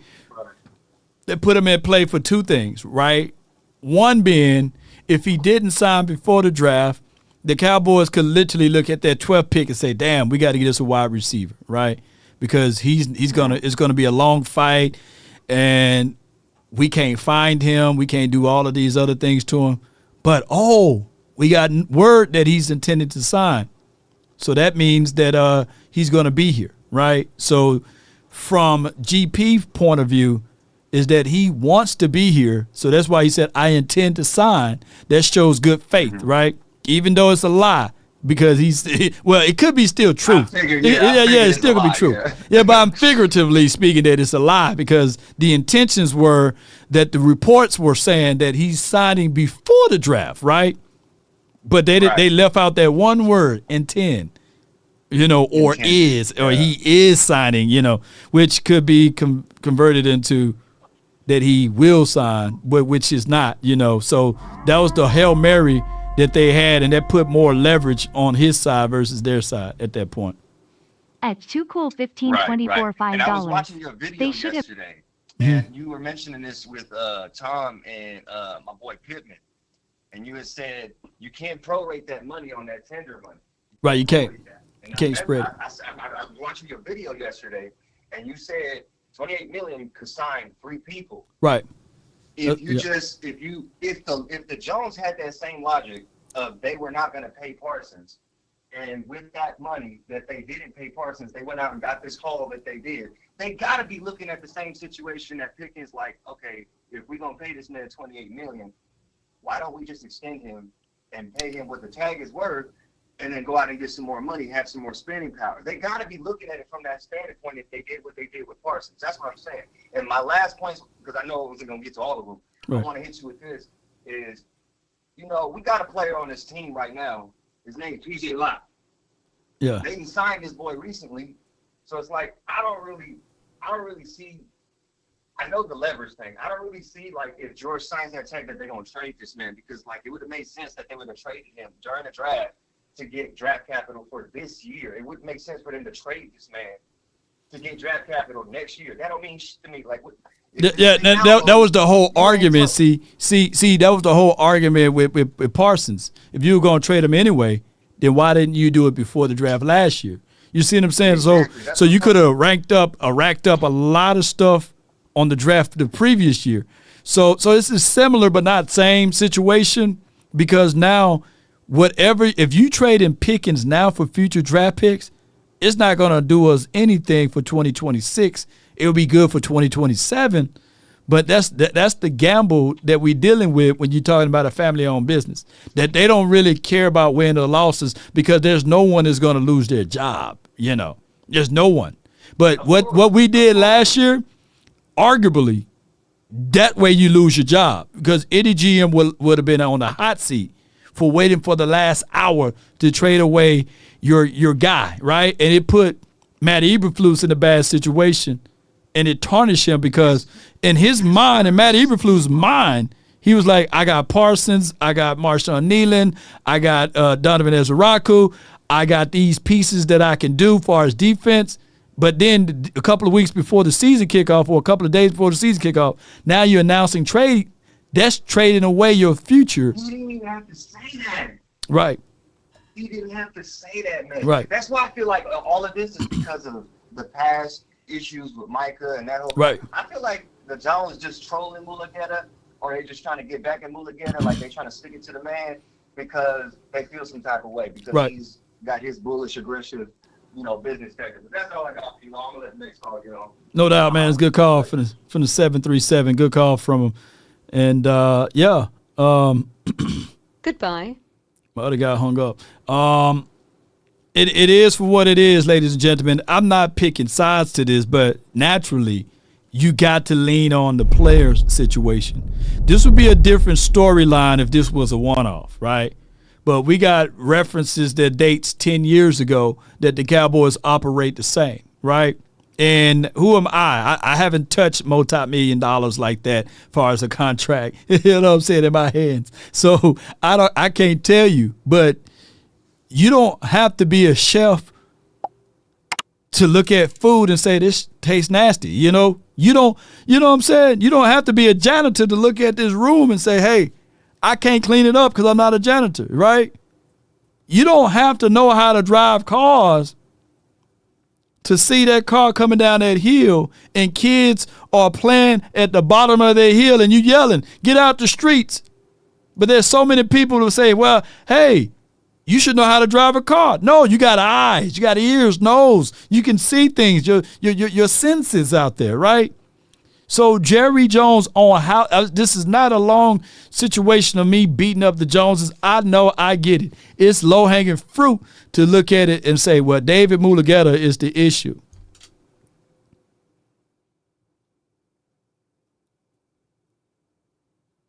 Right? What David, like 43, 44? He was a teenager the last time the Cowboys, teenager the last time the Cowboys lifted up a Lombardi trophy. It's a knock. It's a shot at this dude character. When you say, I don't know who he is. I don't know who David is. When he done signed $1 billion worth of contracts. So yes, you know who he is. When you have people that you done talked to and negotiated with that's on the team that's signed under David Mulugeta, that's a shot. And a third of you guys say, yeah, that's funny. No, that's not funny. Because if he'd have did that to Todd France, if he'd have did that to David Cantor, if he would have did that to the other people, Rocky Arsenal, then that wouldn't have been a shot. But by him saying, I don't know who David is, yes, you do. Quote unquote, you dealt with him on Parsons' rookie's contract, by the way. So let's be real with it. It's a shot. The Cowboys, we are an emotional team. It's egos. Move that to the side. Edging God out. We don't care about this. We just care about winning games. We care about all of these 90 guys that's on this team. They got to fight for this role. No one should be given a pass.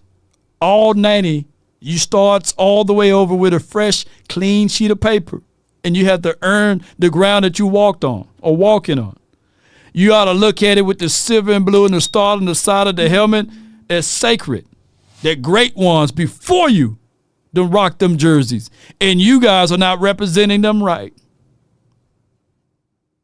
You ought to look at it that way for this long of a time. Longer than Jay Leno's chin on how we haven't advanced deep run in the postseason. By the way, that could be how you're handling your organization and running it.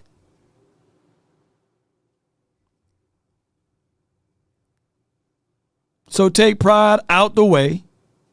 Get this contract done. We've been suffering for so long as this fan base. We don't deserve any of this political football bull sugar. And people are learning on the fly in the job on how to negotiate a freaking contract. We all are aware that the discount rates are available when you get deals done early, and the rudiments of it, if you have guys that signed under their rookie's contract, I behoove you to get them signed before you get to the end of life contract.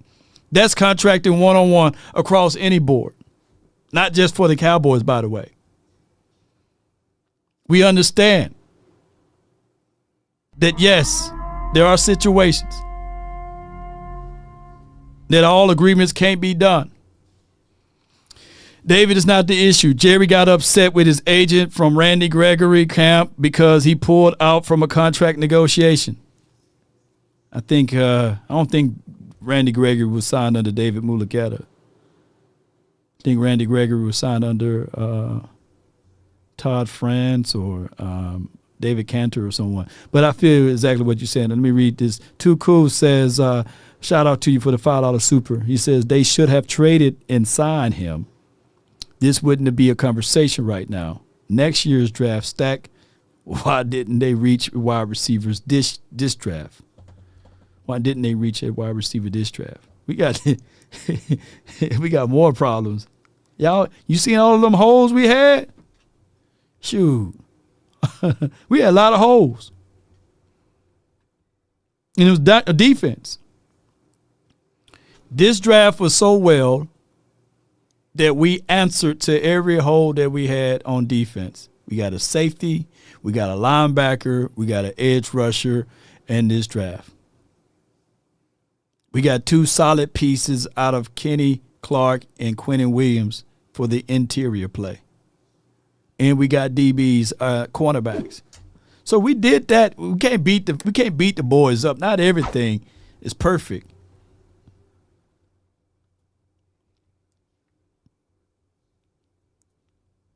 But what we're saying is, let's not go into this Oxnard or training camp and beyond with this dark black cloud over their head.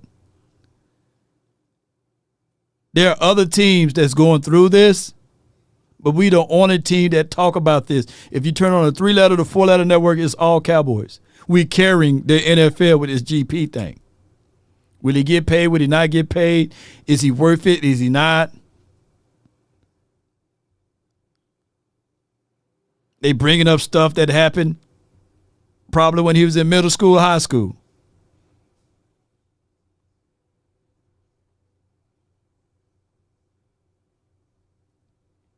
Consequences and repercussions.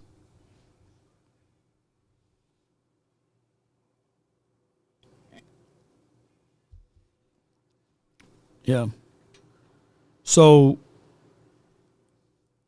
it is for what it is. I get the people that would take a shot at David, right? I get the people that take a shot at Jerry. But regardless of it, the shot should be taken at the way that they doing it, not the how or not the outcome, believe it or not. It's just the way that you're going about it.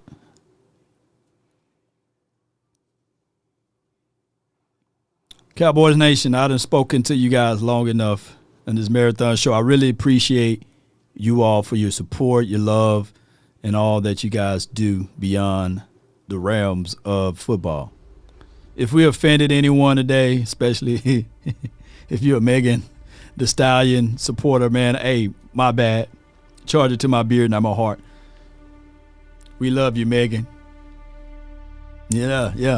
She come on over here one day. Jump on the show, talk about Cowboys. Shokin and Clay. Clay, come on over here. We talk about Cowboys. Seabass, we appreciate you. Shout out to Megan that's in the chat. Ghostface Gaming. Those archaic ways. Ain't that right, Verde? By the way, number change. Malik Hooker will be wearing 24, and Siobhan Revel will be wearing 28.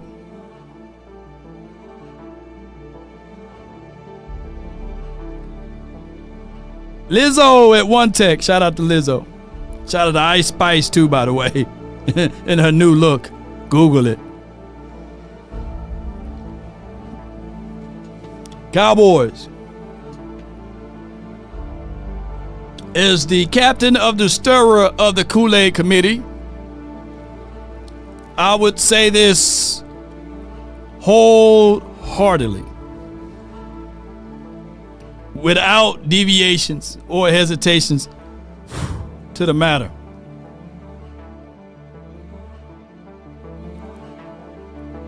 We're winning the NFC East. Come hell or high water. We're going to dominate this one way or another. You say, we know our issues. There's a war within a war with us. Where other teams, they're not fighting over the small things or the big things. Here in Cowboys land, we got to win in spite of what that front office is trying to do and what they're thinking about doing. But at the end of this particular point, that's the Cowboys way. We get battered and bruised. It's like what the Tupac said, pleasure and pain, we stuck in this game. Holler my name, we all gonna die. We bleed through similar veins. How can I panic? You heard the gun blast, it's on at work. But by 4-4, baby, gonna make sure all those NFC East opponents' opposition won't grow. And I'm talking about those Eagles. I'm talking about those Giants. Baby, I'm talking about those Washington Tech. Bring it. We right here. We ain't going nowhere, baby. See, this is just a family problem that we got going on, technically. But if there's one thing a man should always do, is mainly to himself stay true. Never allow someone to change your point of view unless what they bring or mean makes sense to you. Never judge a man by sight alone, nor by the height he has grown. And when speaking, keep it at a moderate tone. Raised voices only turn those hearts into stone. You see, in the beginning, it was brother, our rival brother, Rover brothers, the morals of life, live, love, and respect for another. Then there are those who will try to be smart. You see, they would take that decent man to alter his heart. Ain't that right? To seek to rip him apart. Those men you should never call a friend, because they bend the lies around the truth to meet and reach their end. But damn it, we here. We ain't folding up like wallets nor lawn chairs. There may be many people that would talk about this, but I'm true to this. I'm real to this. I was born with this. You cut me, I'm going to bleed silver and blue with this. Then we're going to throw them hands on that. You get what I'm saying? Just like that, baby. That's why we hate. Ain't this right, Paul? Appreciate you for the appreciate you. He said, I hate the franchise tag, but appreciate you for the super chat earlier. Cowboys Nation, Jim Rowan once said, write this down. When the end times come for me, let it find me conquering a new mountain, not sliding down an old one. Cowboys, it's time to conquer a new mountain. Get off of that fifth ring of that Lombardi trophy, and let's go slide down a new one. That's been my time. I really appreciate you. King Early says Sam Darnold is better. I feel you. Shout out to Sam Darnold.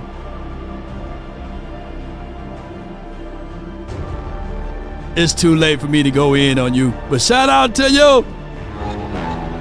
Come on, baby.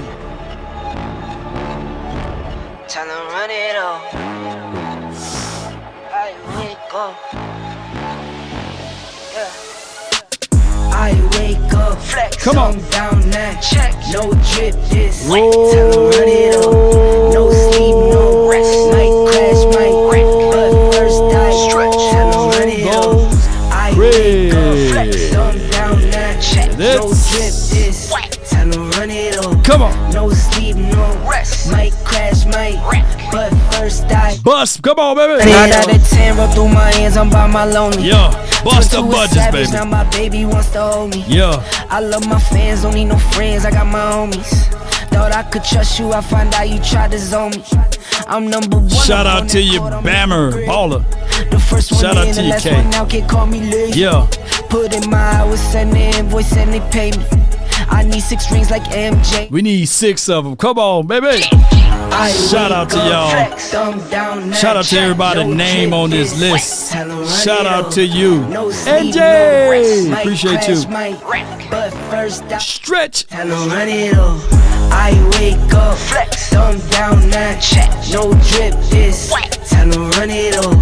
No sleep, no rest. Might crash, might wreck. But first I stretch. Tell them run it up. Y'all gon' make me take that trip way out to the camp, baby. I call up Nigeria, yeah. Come through in a hurry. In a hurry, baby. Those London boys don't come to play, you should get worried. One false move, find yourself they getting buried. Yeah. This with the devil, used to love playing those games. Made some bad decisions that brought my mama pain. Not mine, baby. I made a promise to her, swore that I would change. I'm on the come up, bet I live up to my name. I wake up, flex, thumb down that check. No drip, this tell them run it on. No sleep, no rest. Might crash, might wreck. But first I stretch. Tell them run it on. I wake up, flex, thumb down that look at my African American over here. Tell them run it on. No sleep, no rest. Might crash, might wreck. But first I stretch. Tell them run it on. All right, let me slow it down just a little bit. Yeah, let's slow it down just a little bit. Come on, man. Seabass, the longest outro in the land. Longer than Jay Leno's chin, Law Nation's beard, longer than LAW. The longest outro in the land, baby. Often imitated, never duplicated, by the way. Take a drink of my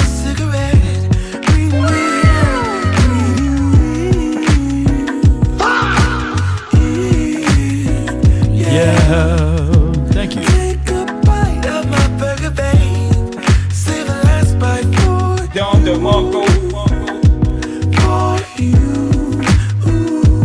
What we tell them? The street lights lead you It's an evil world we live in. Execute Order 66. to go alone. Don't let the street lights And they understand the cost. I be your player too. I follow wherever you go. Whatever you do, And remember, player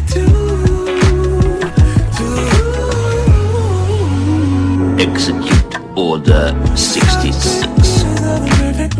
hey Jerry, go pay GP, man. and another one. Finding you was the one I love. Was I catfish earlier? Was I catfish earlier? I saw a Grand Theft Auto trailer, and it said it's coming out in 2027. And I'm telling you, man, that Grand Theft Auto trailer, man, I'm sitting there like, wow. Was that a real one? I be all. Y'all know I like Grand Theft Auto. Y'all seen me try to play that game. Wherever you go, whatever you do.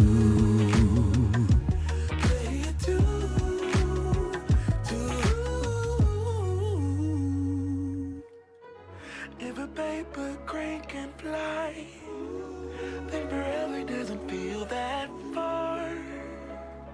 So far, so far. If a paper crane can fly, then forever doesn't feel that far. So far, so far. If a paper crane can fly, fly on, fly on, fly on, fly on, fly on.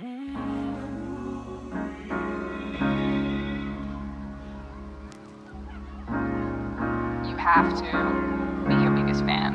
And when things are really tough and they're really rough and nothing's working, but there's something inside of you that says, I just have to follow that. Because you don't know who you're going to be. I'm leaving here with something. I see you, Seabass. Come on. I forgot we got kids. Come support the nation then, kids. Let's get it.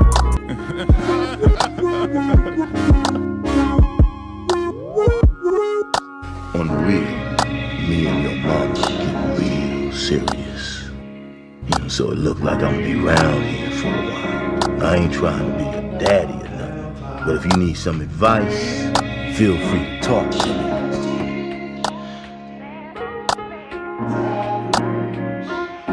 Because you don't know who you're going to be. You could do it well with your own failure. It's Mr. Nasty kind.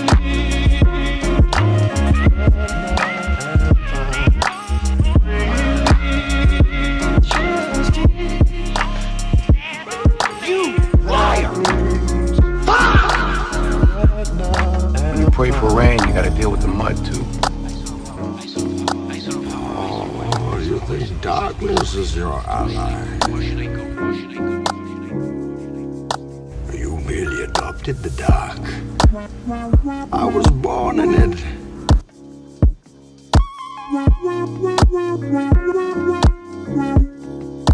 The longest outro. I made my own one. Yeah. Again.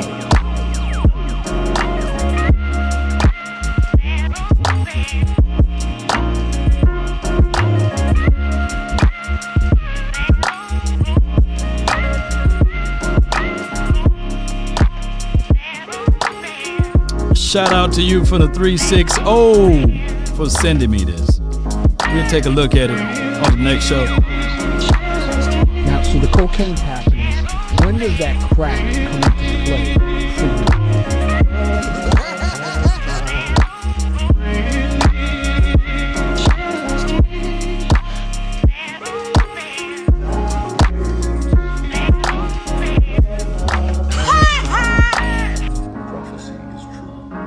Shut up! Shots fired! Shots fired! You have to be your biggest fan. And when things are really tough and they're really rough and nothing's working, but there's something inside of you that says, no, this She belongs to the streets. because you don't know who you're going to meet. I've got balls of steel. Until next time, be DC for life, baby. Peace. In the words of my guy, one more time for your mind for calling in. Sacrifice, don't give up the fight. Everything will be alright on any given Sunday. Yeah, depend on you. If you win or lose, you know you got to pay some dues to live on Monday. Yeah, does it better. They can come closer than close. take the money out, all of it. Come on. Original, they never will be.